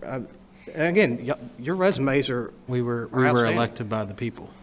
So then so it's 2 and 2. Why wouldn't you have more? This is to oversee what we're doing, but 2 of you are on a 4-person board. So why would we not have more citizens than commissioners? Mr. Wortman, at some point, we will have other people added to this committee. Who is that you plan on hand-picking? Because according to this rules of procedure that I highly don't agree with, you get to personally pick these people, you get to pick what time they meet, and then you get to pick if our staff have to come do minutes. So who's next? Honestly, at this point, sir, I'm not sure. Are you going to open it up to the public? It has been, it's absolutely open up to the public. I've already had people Can the public reach get out on to our me. board website and apply for this committee? There is not an application process at this point, but I've already had folks reach out to me that are interested in being this committee. I've spoken with people that are interested in being on this committee because it's a new committee and we just started. I'm not sure how many people we're going to need. What I do know is that these 2 people are Quiet. These 2 people are highly qualified to be able to look at our information and see where we can save money for the taxpayers. That is the one and only job of this committee, and that is what we were elected to do, sir. Well, and in fairness to that, you're absolutely right there, qualified, but you ran on transparency and efficiency, and you just voted to spend $150 more. It looks like I'm the one delivering on your campaign promises for transparency, because you sure aren't. All right. Order in the chamber. Order in the chamber. Order in the chamber. I want to thank you guys so much for your willingness to serve this community. I've appreciated each of the conversations that I've had with you guys, and I know exactly what you want to do. And I'm just grateful that you're willing to do it. Thank you for spending your time, your volunteer hours to do this for our county and for our taxpayers. All right, with that. I would will- like to make a Lindsay, motion. can I make one more Yes. comment, please? Yes. Sorry, I know that this is taking probably too much time, but, and Kenny, this goes back to, Commissioner Wortman, this goes back to something that you and I have talked about before. I mean, no one really wants to do this type of work. I mean,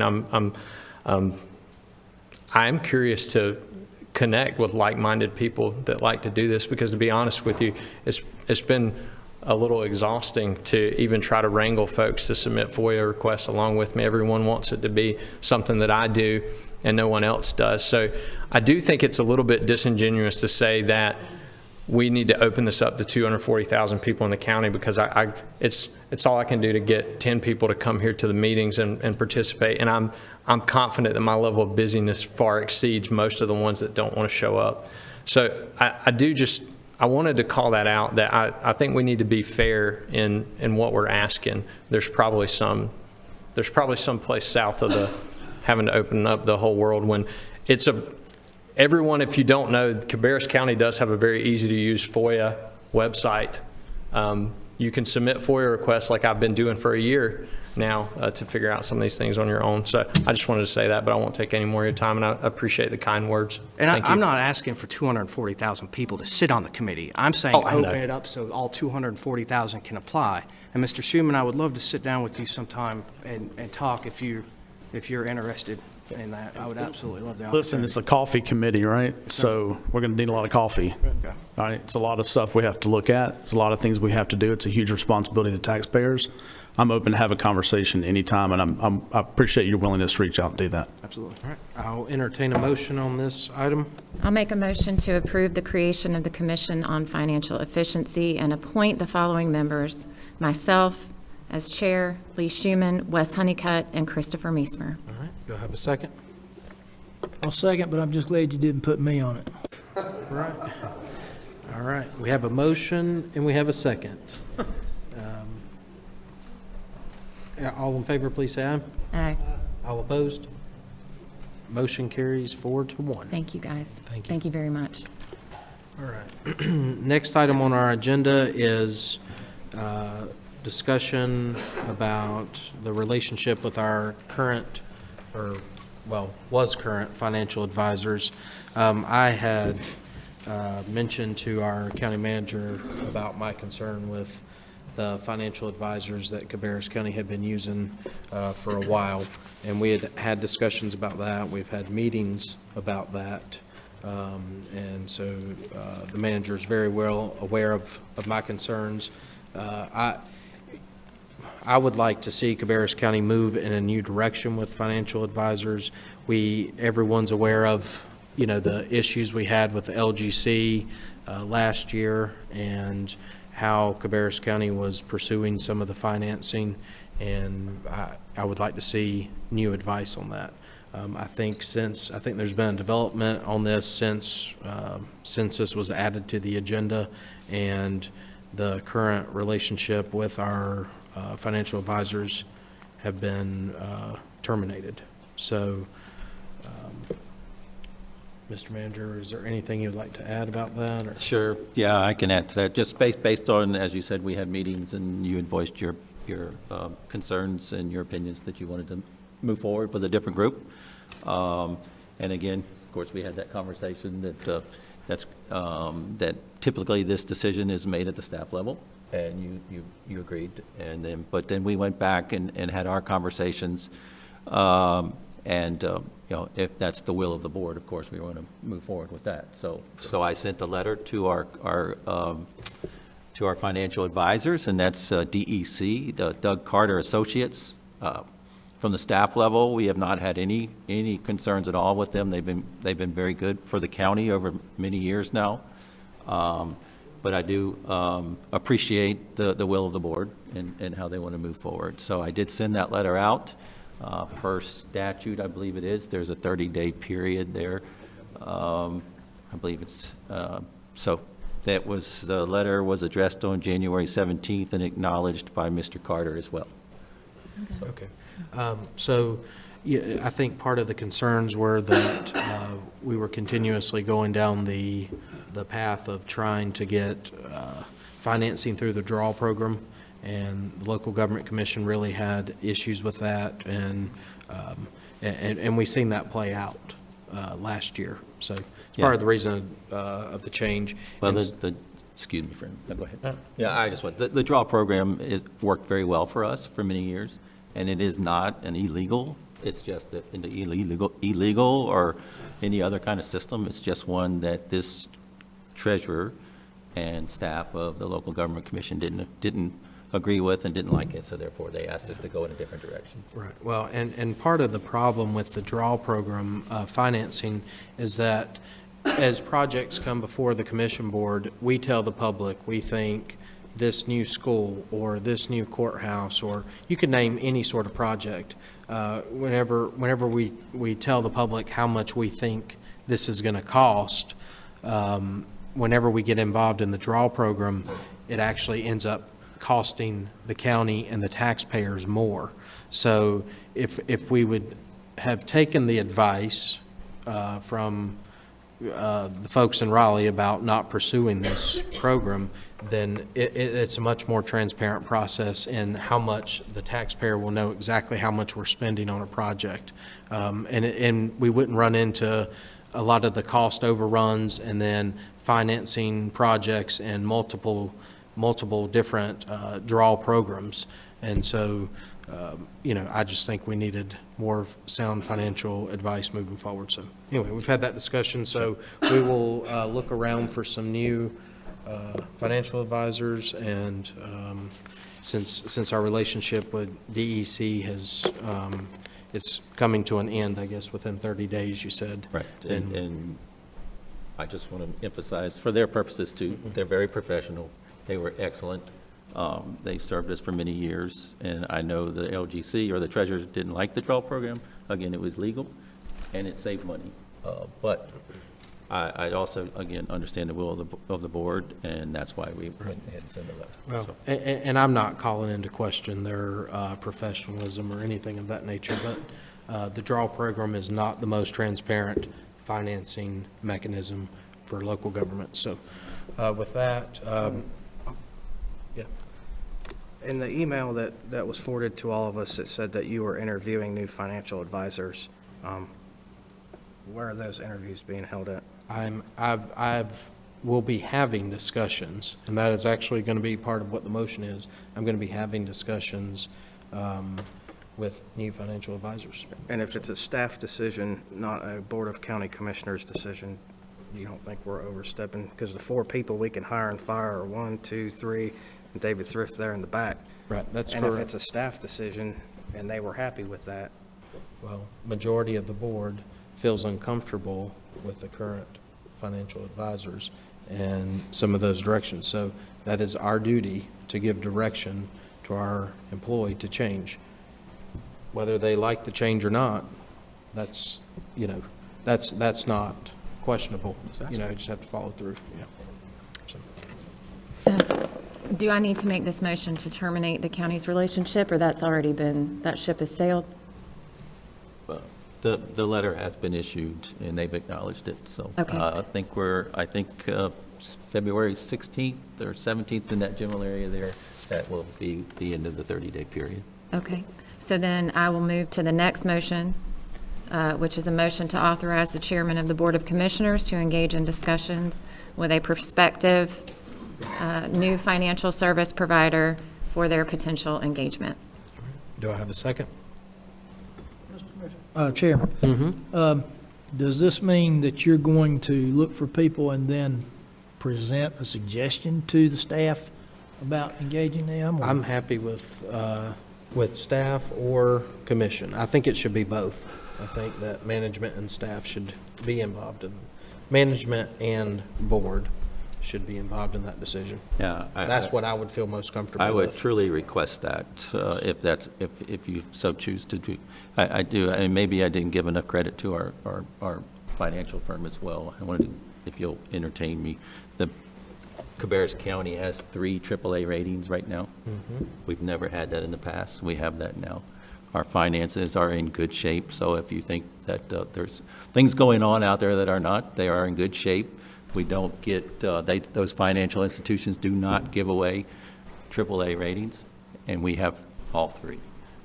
So I'll just leave it at that. I just want to make sure. With your answer satisfies me, I'll second. Okay, so we have a motion, we have a second. Any other comments? All right, seeing none, all in favor, please say aye. Aye. All opposed? no. Motion carries 3-1. All right, next item on our agenda will be a discussion and potential action on flagpoles at the new Mount Pleasant Library and Active Living Center. And I believe we have Kelly Sifford here.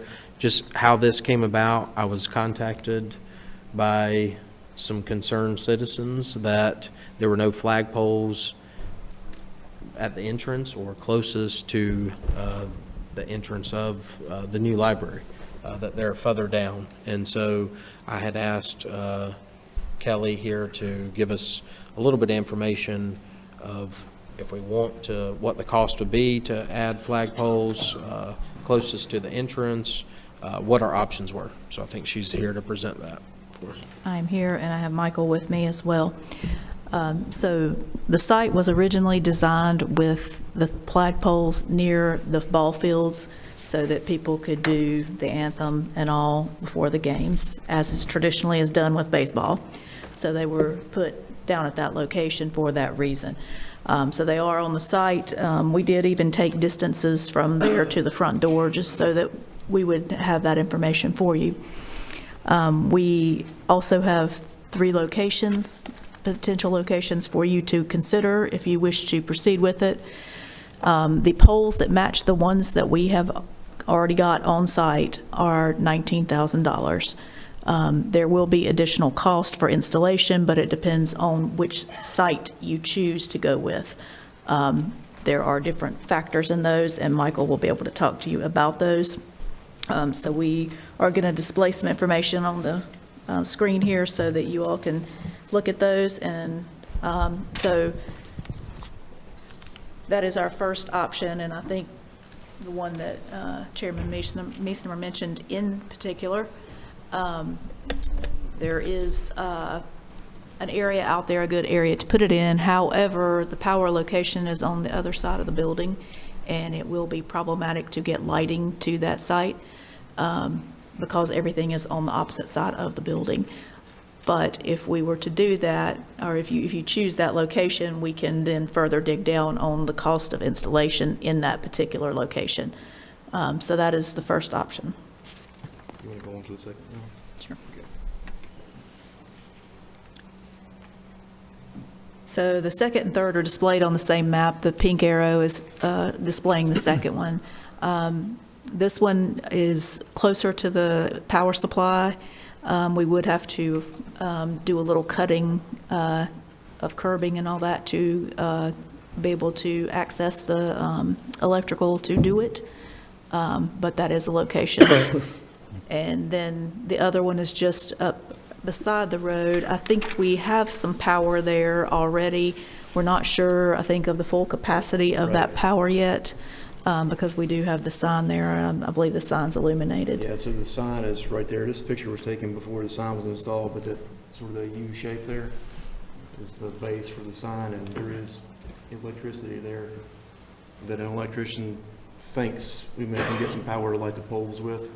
So if this is the option you choose, then we'll go further down that road and see what option 2 and 3 could potentially both require cutting the asphalt and concrete, boring underneath to get power out there to light the poles. So how much would, what would be the additional cost if we had to do that route? Till we wanted you all to kind of hone in on the site you want, and then we can get to the more detailed on it, how much it will cost to actually install them. We do illuminate all of our flags because of staffing issues, having to go out and take them down and put them up every day, so we do illuminate all of our flags here. Just out of curiosity, so normally when we go through the process of building these facilities, that would have been included in the construction of this building. Normally we do put flags, don't we? Yes, and we do have flags, but we made the decision to put them at the ball field rather than up at the building in this case, back when that decision was made, probably 2.5, 3 years ago. Yeah, early 2020s. What was the reasoning for putting them down at the ball field and not, because all our other, I think, county facilities, they're right up front. This is one of the few facilities that has ball fields. The only other one that we have is Franklin Park that actually has ball fields, but the idea was, again, that before baseball games, it is traditional to do the anthem or do the allegiance, do those things, and then play ball. So the decision was made to put it at the fields for that reason. Do you have a picture of where they're at the fields? Because we do. I feel like, could you put that up on the screen? Certainly. Because I feel like if you're, I've rode down there several times and looked at it. The flags, are they visible from the fields? They are. If you're on that backside field, you're looking through those buildings that are built right there in front of it, so. Yeah, the back ones. Poles are 30 feet tall, so you could see them over top of the building. Okay. Yeah. This is probably a better illustration of that. You can see how much taller the flags are in the building. Okay. So it is approximately 420 feet from the front entrance well, in this case, the front entrance where you go in. This building is facing the ball fields. It is addressing the ball fields rather than Washington Street. So there's the line that we pulled just to kind of test it and see what that distance actually was.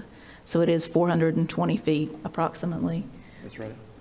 So we also pulled the distances to, Up to Washington Street here at the intersection with Walnut Street. It's that one's, over 450. yeah. Okay. What to read there. And then I've got another dimension going over to the Cook Street entrance, and it's almost 627 feet. Okay. And I mean, this is a beautiful facility. I know it's been very popular in the Mount Pleasant, area, and I think we've probably all been out there. It's a very nice place. Now, let me ask you, there's a few times that I have went out there before I mentioned this to you that the flags were not flying. Now, since I've mentioned it, the flags have been flying every day. So could you tell me, historically, are they flying out there or are they not? Coincidentally, the lighting issue got fixed the day before you called me. So we had a lighting issue as we, with new construction, there are things at times that don't work right, and you have to work through that. We worked through that, and it was resolved the day before, and we had flags ready to go. We were just waiting on the proper illumination.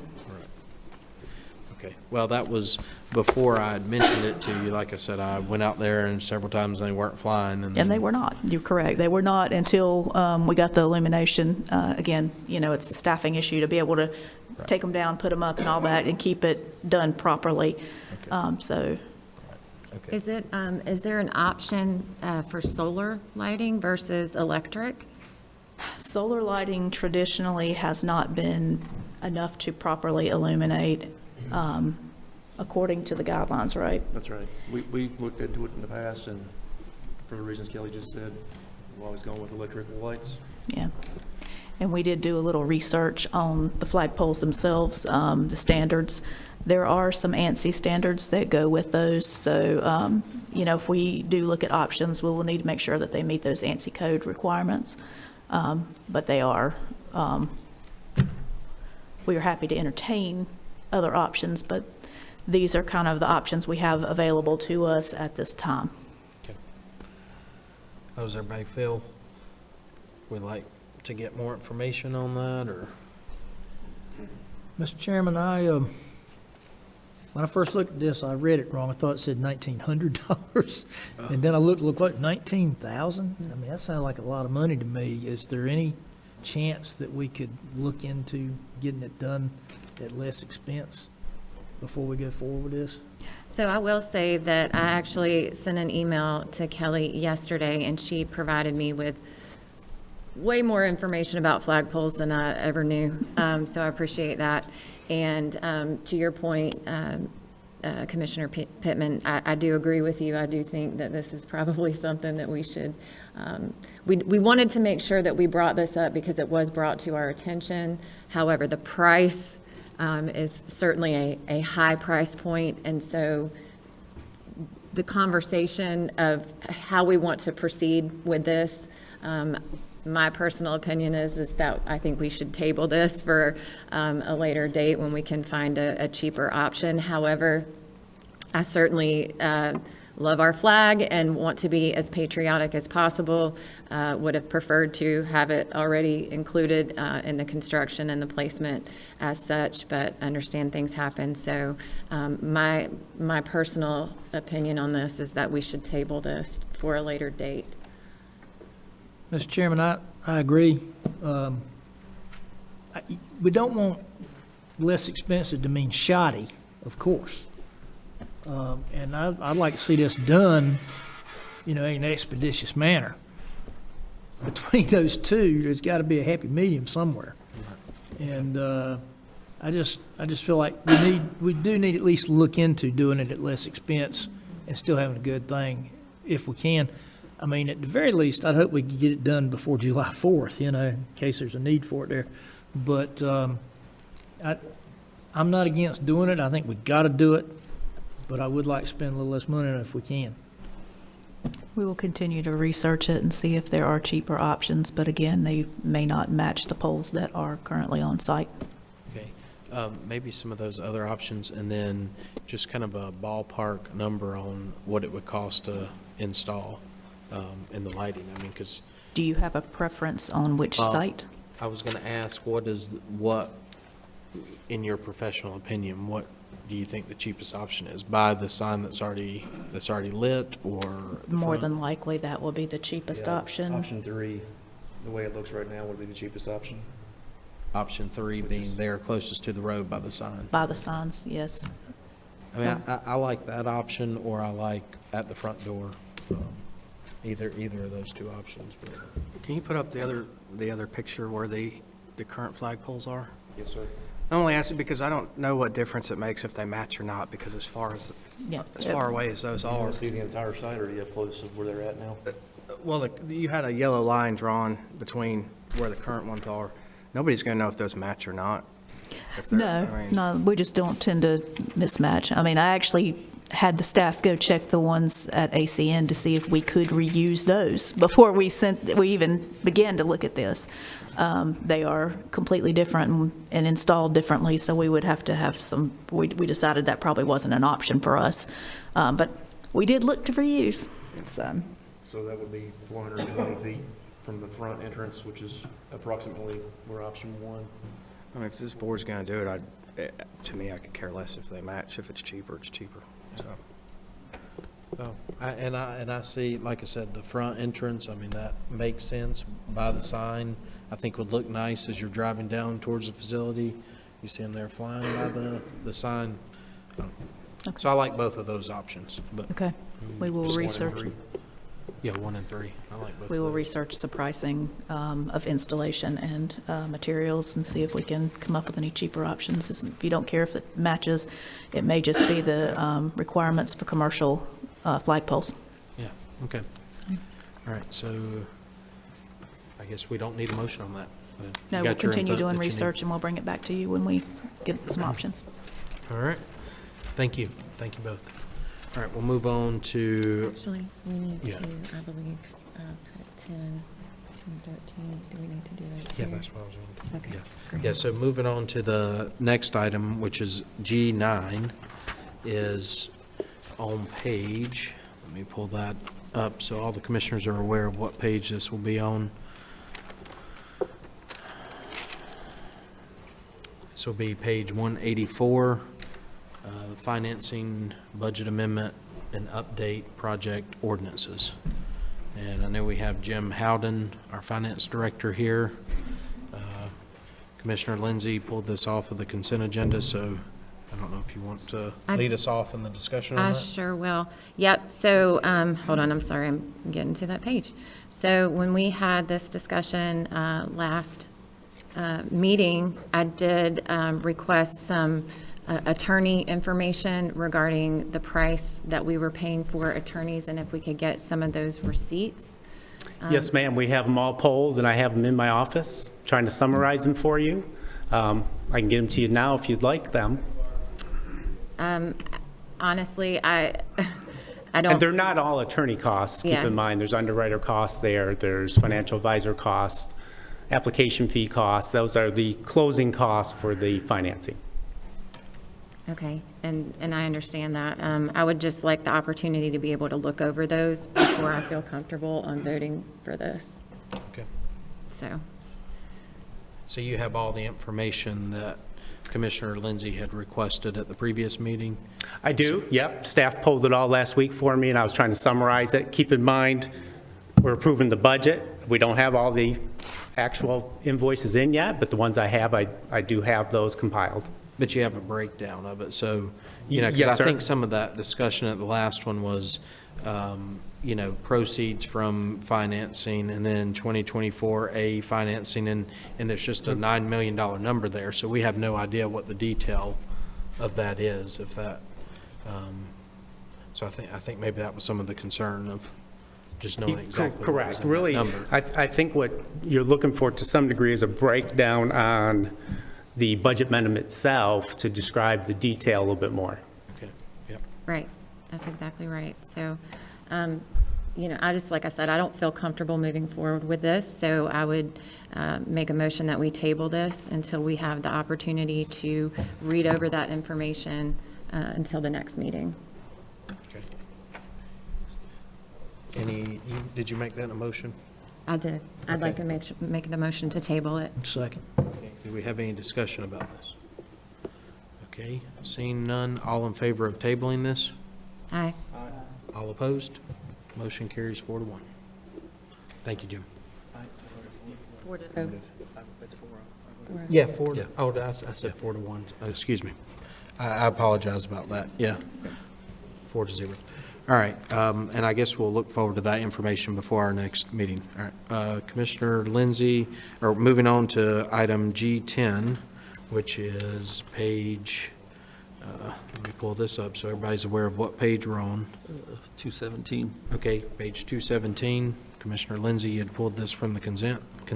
I did, yes. So this was regarding the fees listed as consultant fees. I just wondered if we had a breakdown on that yet regarding those. I don't know that anything's actually been charged to that at this point in time. So Commissioner Lindsay, to address your concern, that $1,200 that we're moving is program income. It is going to be used to buy our fair housing books. Historically, this is the account where it was housed.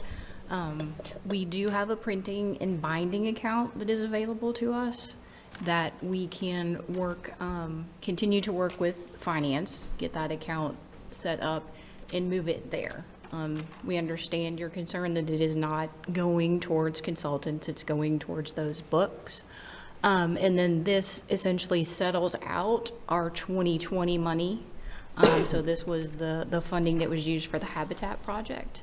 That essentially would close out the 2020 money, so there would be no additional charges, anything in or out of these accounts once we have that $1,200 moved into an account so that we can spend it since it's income.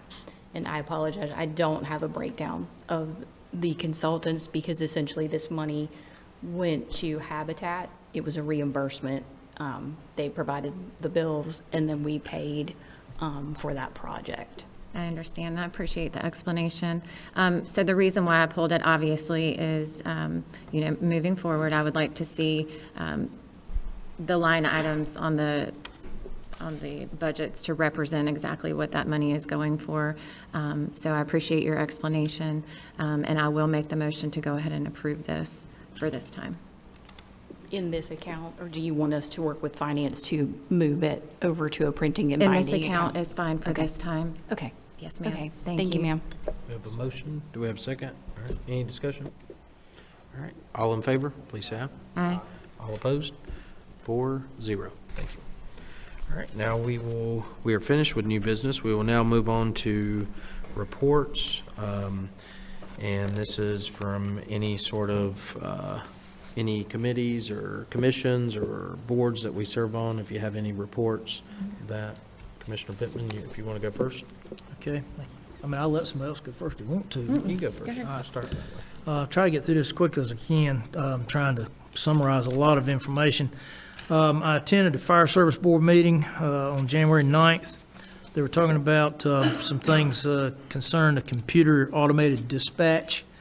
They were concerned about the way they handle the watchdog timer when there's a fire incident and that sort of thing.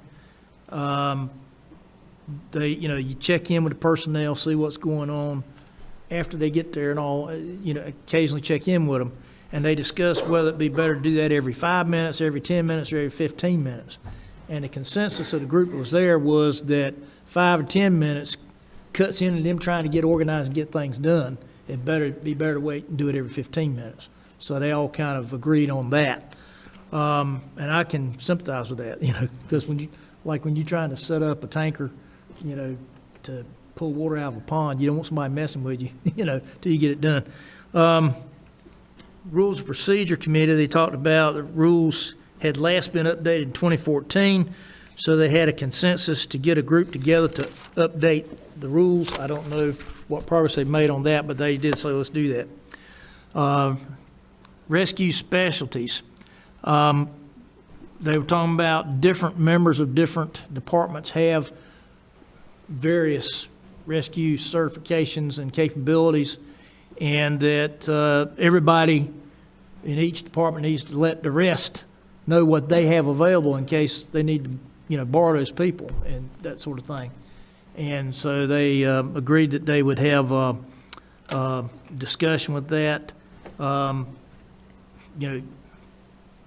email conversation starting with the chiefs. So hopefully they'll get that going pretty quick. Fire Marshal's office update. They talking about the rotation of AFM districts. They mentioned zone leaders for the zones, and some of the names I didn't know, but it sounded like they had that well organized. Audited financial statement reminder. They said that the budget conference with us will be on April 15th. I wasn't aware of that, so I'm glad they told me. EMS update. The retirement of Doug Bickerstaff. I did attend that, as I said earlier, on January 14th, and it was nice. Updated amount of annual first responder grant of $1,500. They said a submission request for that was due by the 1st of May. Also, they said there's going to be an exercise on May 9th at the Senior Center on setting up and managing shelters and that sort of thing. And they're working on getting Starlink devices that'll be going, be set up for communications. They discussed how they, along the way, pick up hazmat supplies from various encounters, various things going on, and that they want to make sure that those will be held. You don't go using them until you need them. That they be held and made available to supplement the supplies of companies that may come out and help them in case they run out and they're needed, which I thought that was a wise decision. Additional updates or items for the floor. They discussed starting a committee to put a statue at the Fireman's Memorial. I believe that they were talking about in Midland, like the memorial statue that's up for the Concord Police Department. They want to do something like that, and I think that's reasonable. Also, at the town of Midland meeting the other night, they were considering some things like setting up a better communication system on towers around the area that would have better clearance for, get them from one to the other, that sort of thing, and more strategic locations.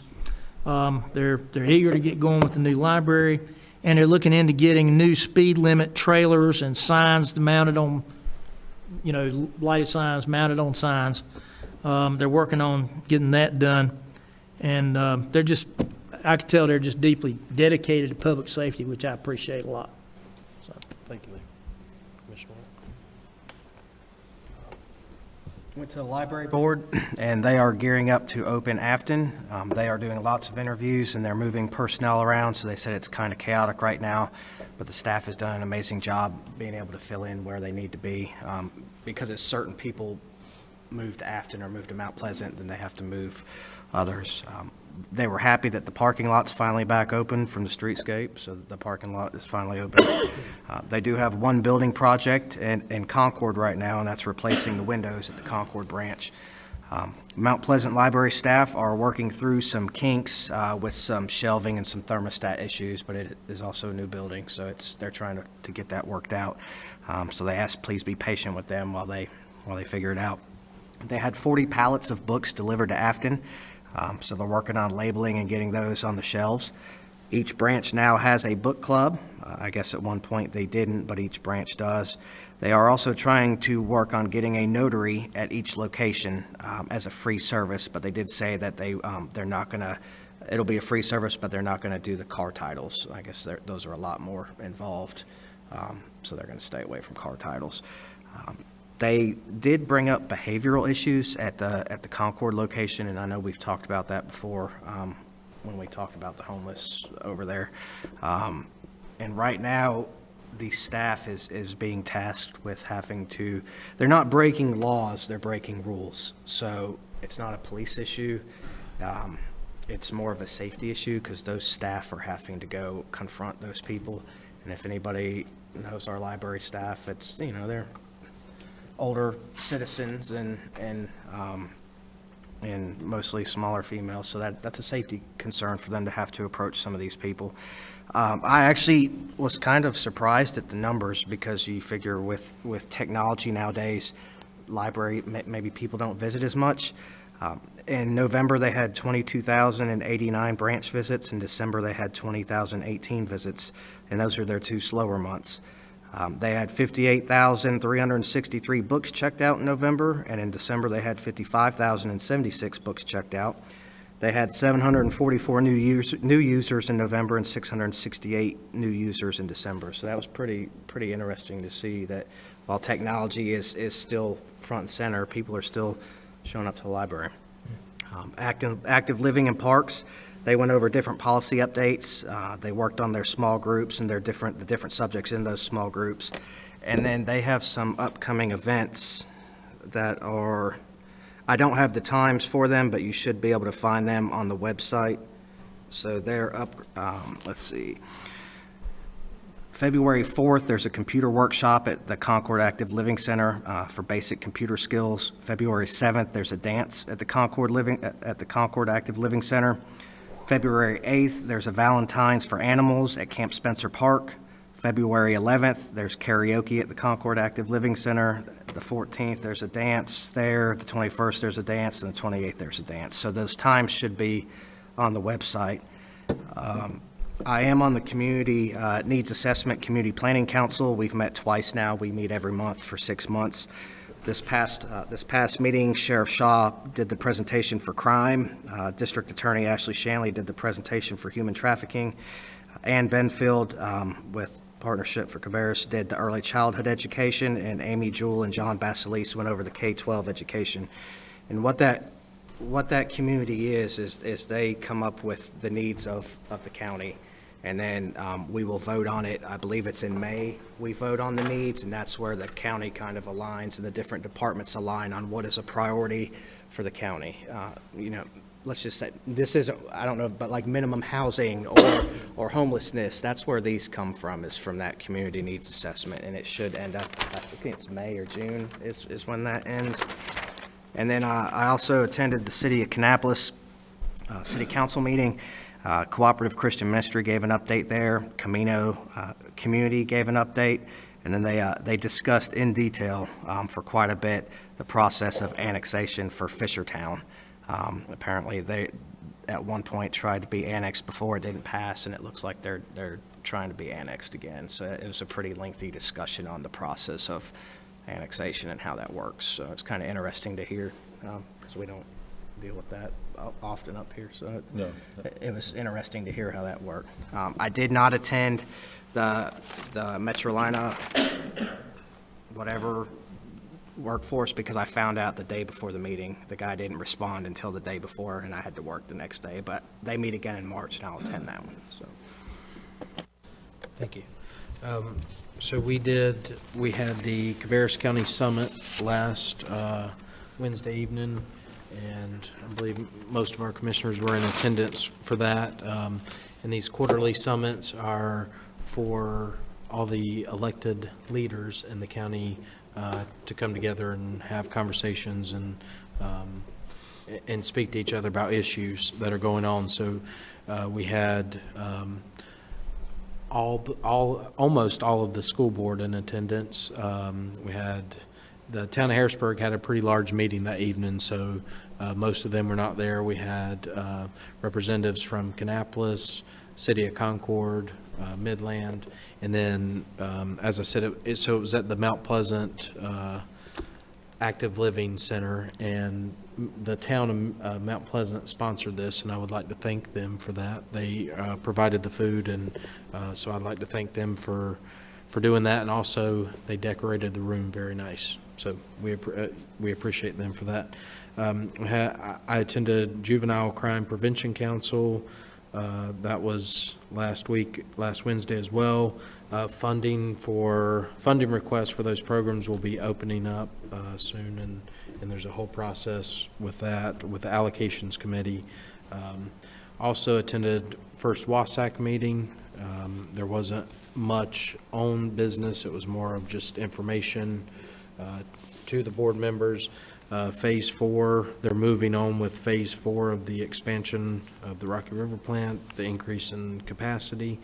Also, as I had stated earlier, attended the fair convention in Cary.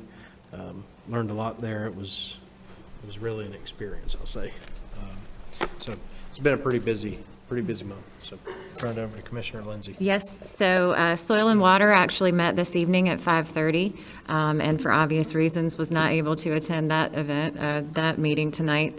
So I will discuss what was on the agenda for this evening and make sure that I bring that to you guys next month. The Youth Commission also met tonight at 5:30, and I did go speak to them for a few minutes and introduce myself, and I'm excited to work with them. They seem like a great group, very passionate, and they are going to explain to me about their passion projects that they have coming up, and so I look forward to that. I also wanted to mention in December, it seems like a lifetime ago, but it was an amazing day, December the 23rd. I'm so grateful, and I want to make sure that I name everyone that helped with this, but Commissioner Meismer and I were able to meet with Captain Barrett Elwood and also Sheriff Van Shaw, Chief Tess Burchett, and Captain Scott Zeman, Lieutenant Luke Zabo for school resource officers, and Sergeant Shay Aquilino, governmental security, Captain Joel Wallace in the detention center, Lieutenant Travis McGee in real-time information center and the communication center. And if you haven't taken the time to go see that, I highly suggest you go see the real-time. They were actually, from what we were told by Sheriff Shaw, able to use that. Recently in Harrisburg, there was an incident where 2 people were shot, and police officer engagement as well. So thankfully, all police officers are okay, but they were actually able to use that real-time communication to be able to see exactly where the incident was occurring. Sorry. And then Lieutenant Mark Hunt at the courthouse. We got to tour the new courthouse and see that facility as well. And then move on to the animal shelter. Shelter Director Julie Viteri also took us on a tour of the animal shelter, which I'll be talking about under general comments. But I just wanted to let them all know that we really appreciate you taking that time to spend with us. We spent about 8 hours doing that on the 23rd, and it was very eye-opening, and I'm grateful for them taking the time to do that. All right. Do we have any general comments by board members? Commissioner Ward. Go ahead. I just, with Rich going out tonight, I just wanted to ask, Mike, do you have any plans to resign? Sorry, do you have any plans to resign at any point? All right. And Lauren, do you have any plans to resign? Okay, thank you. All right, next. Okay, so I had the opportunity to go to the Cabarrus County Animal Shelter this past week, and rescuing animals in our animal shelter is a passion that I have, and I would like to bring that to this board. So each month, I am going to be highlighting some of the animals that are up for adoption at the animal shelter. This is the first group of animals that I was able to spend some time with this past week, and I made a video. Hi, she is incredibly sweet, very loving, would love to have a family that would just sit on the couch with her and give her kisses. She is very loyal and very curious. I think she would do really well with a family that was able to just give her all of the attention and all of the love. Are you potty trained? Oh, my doggies are so jealous when I get home. I'm gonna say, why are you cheating on me? These your treats that you won't eat? So Snickers took the whole bag and threw them everywhere. So this is Snickers. Snickers is just a ball of energy. Muscular, like a little bowling ball. She was so excited to play, very energetic. She would do great with a family that has a fenced-in backyard so that she could run and play, get all of that energy out. She's a really, really smart girl. She knows how to sit. She's about 9 months old, they said, and I think she is just a sweet girl that would be a great addition to anybody's family that was active and wanting a dog that needed to throw the ball and play outside.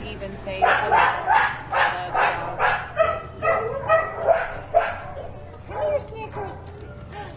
She obviously loves toys. She seems like she's treat motivated for sure. Snickers, you come here. Snickers, come here. Come here. Sit. Sit. Good girl. Oh. This is S'mores. S'mores is kind of a shy boy to start out, but he is very sweet and warmed up to us quickly. He finally came out and started playing, and I think that he would be a great addition to any family that wants a sweet and loving little boy to snuggle with them and play.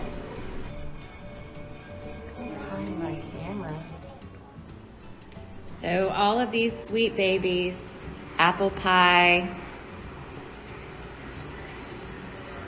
and Snickers,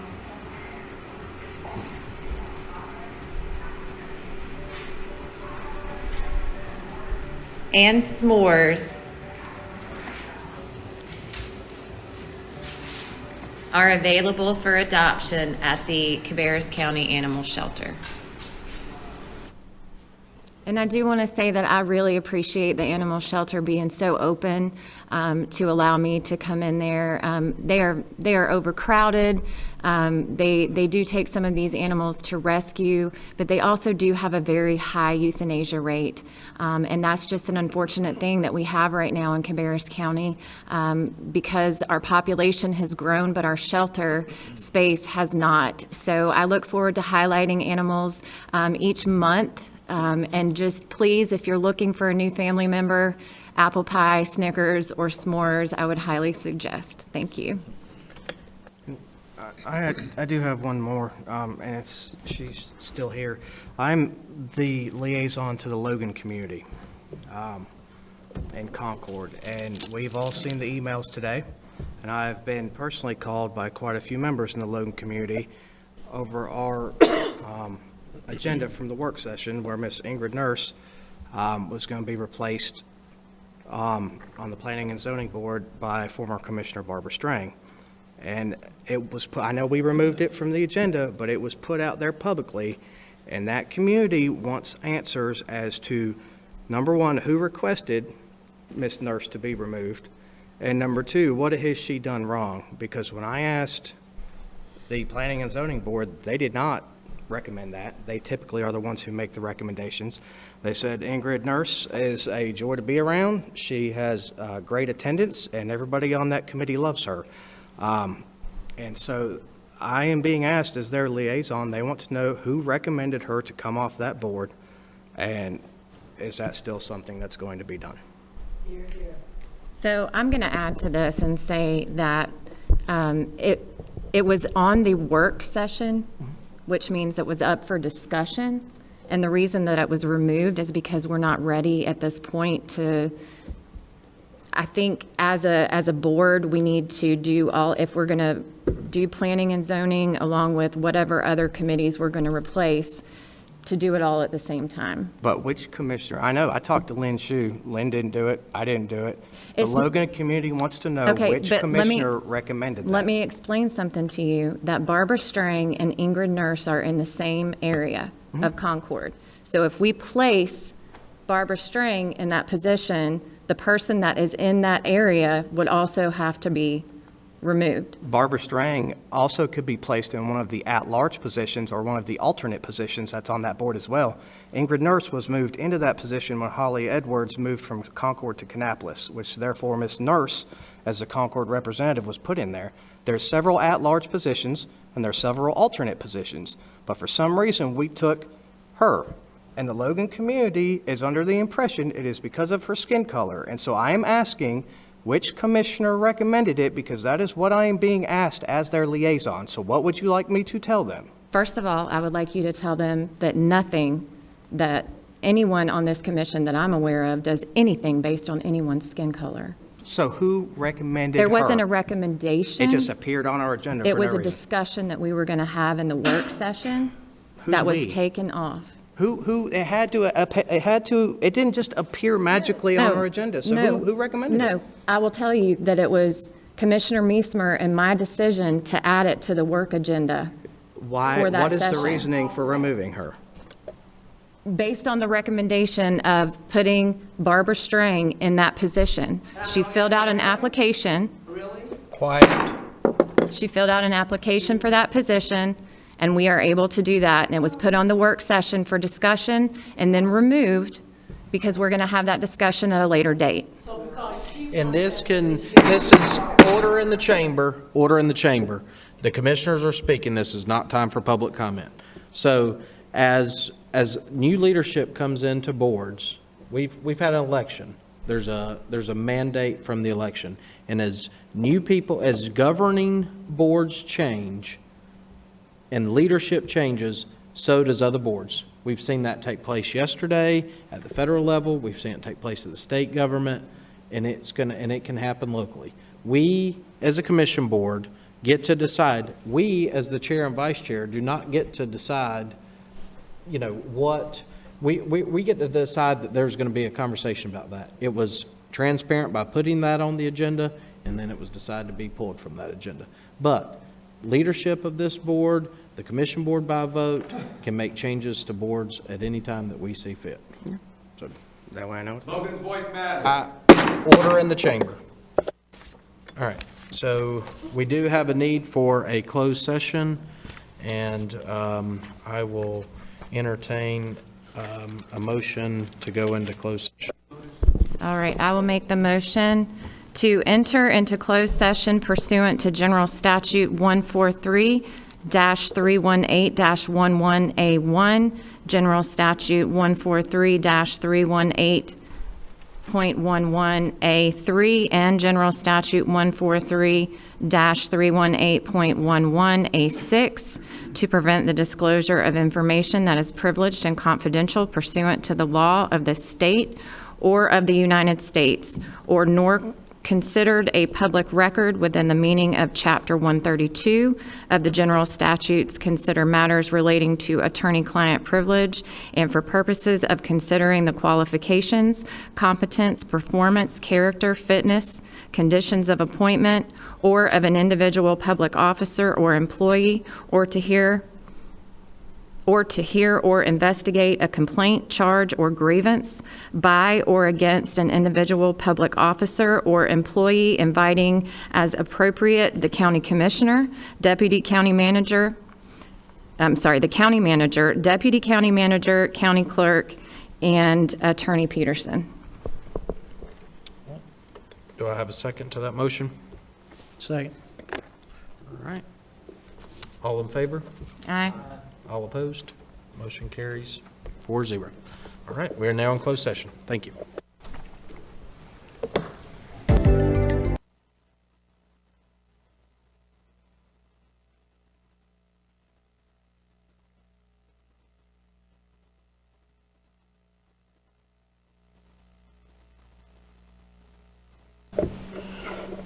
You're good. You're good.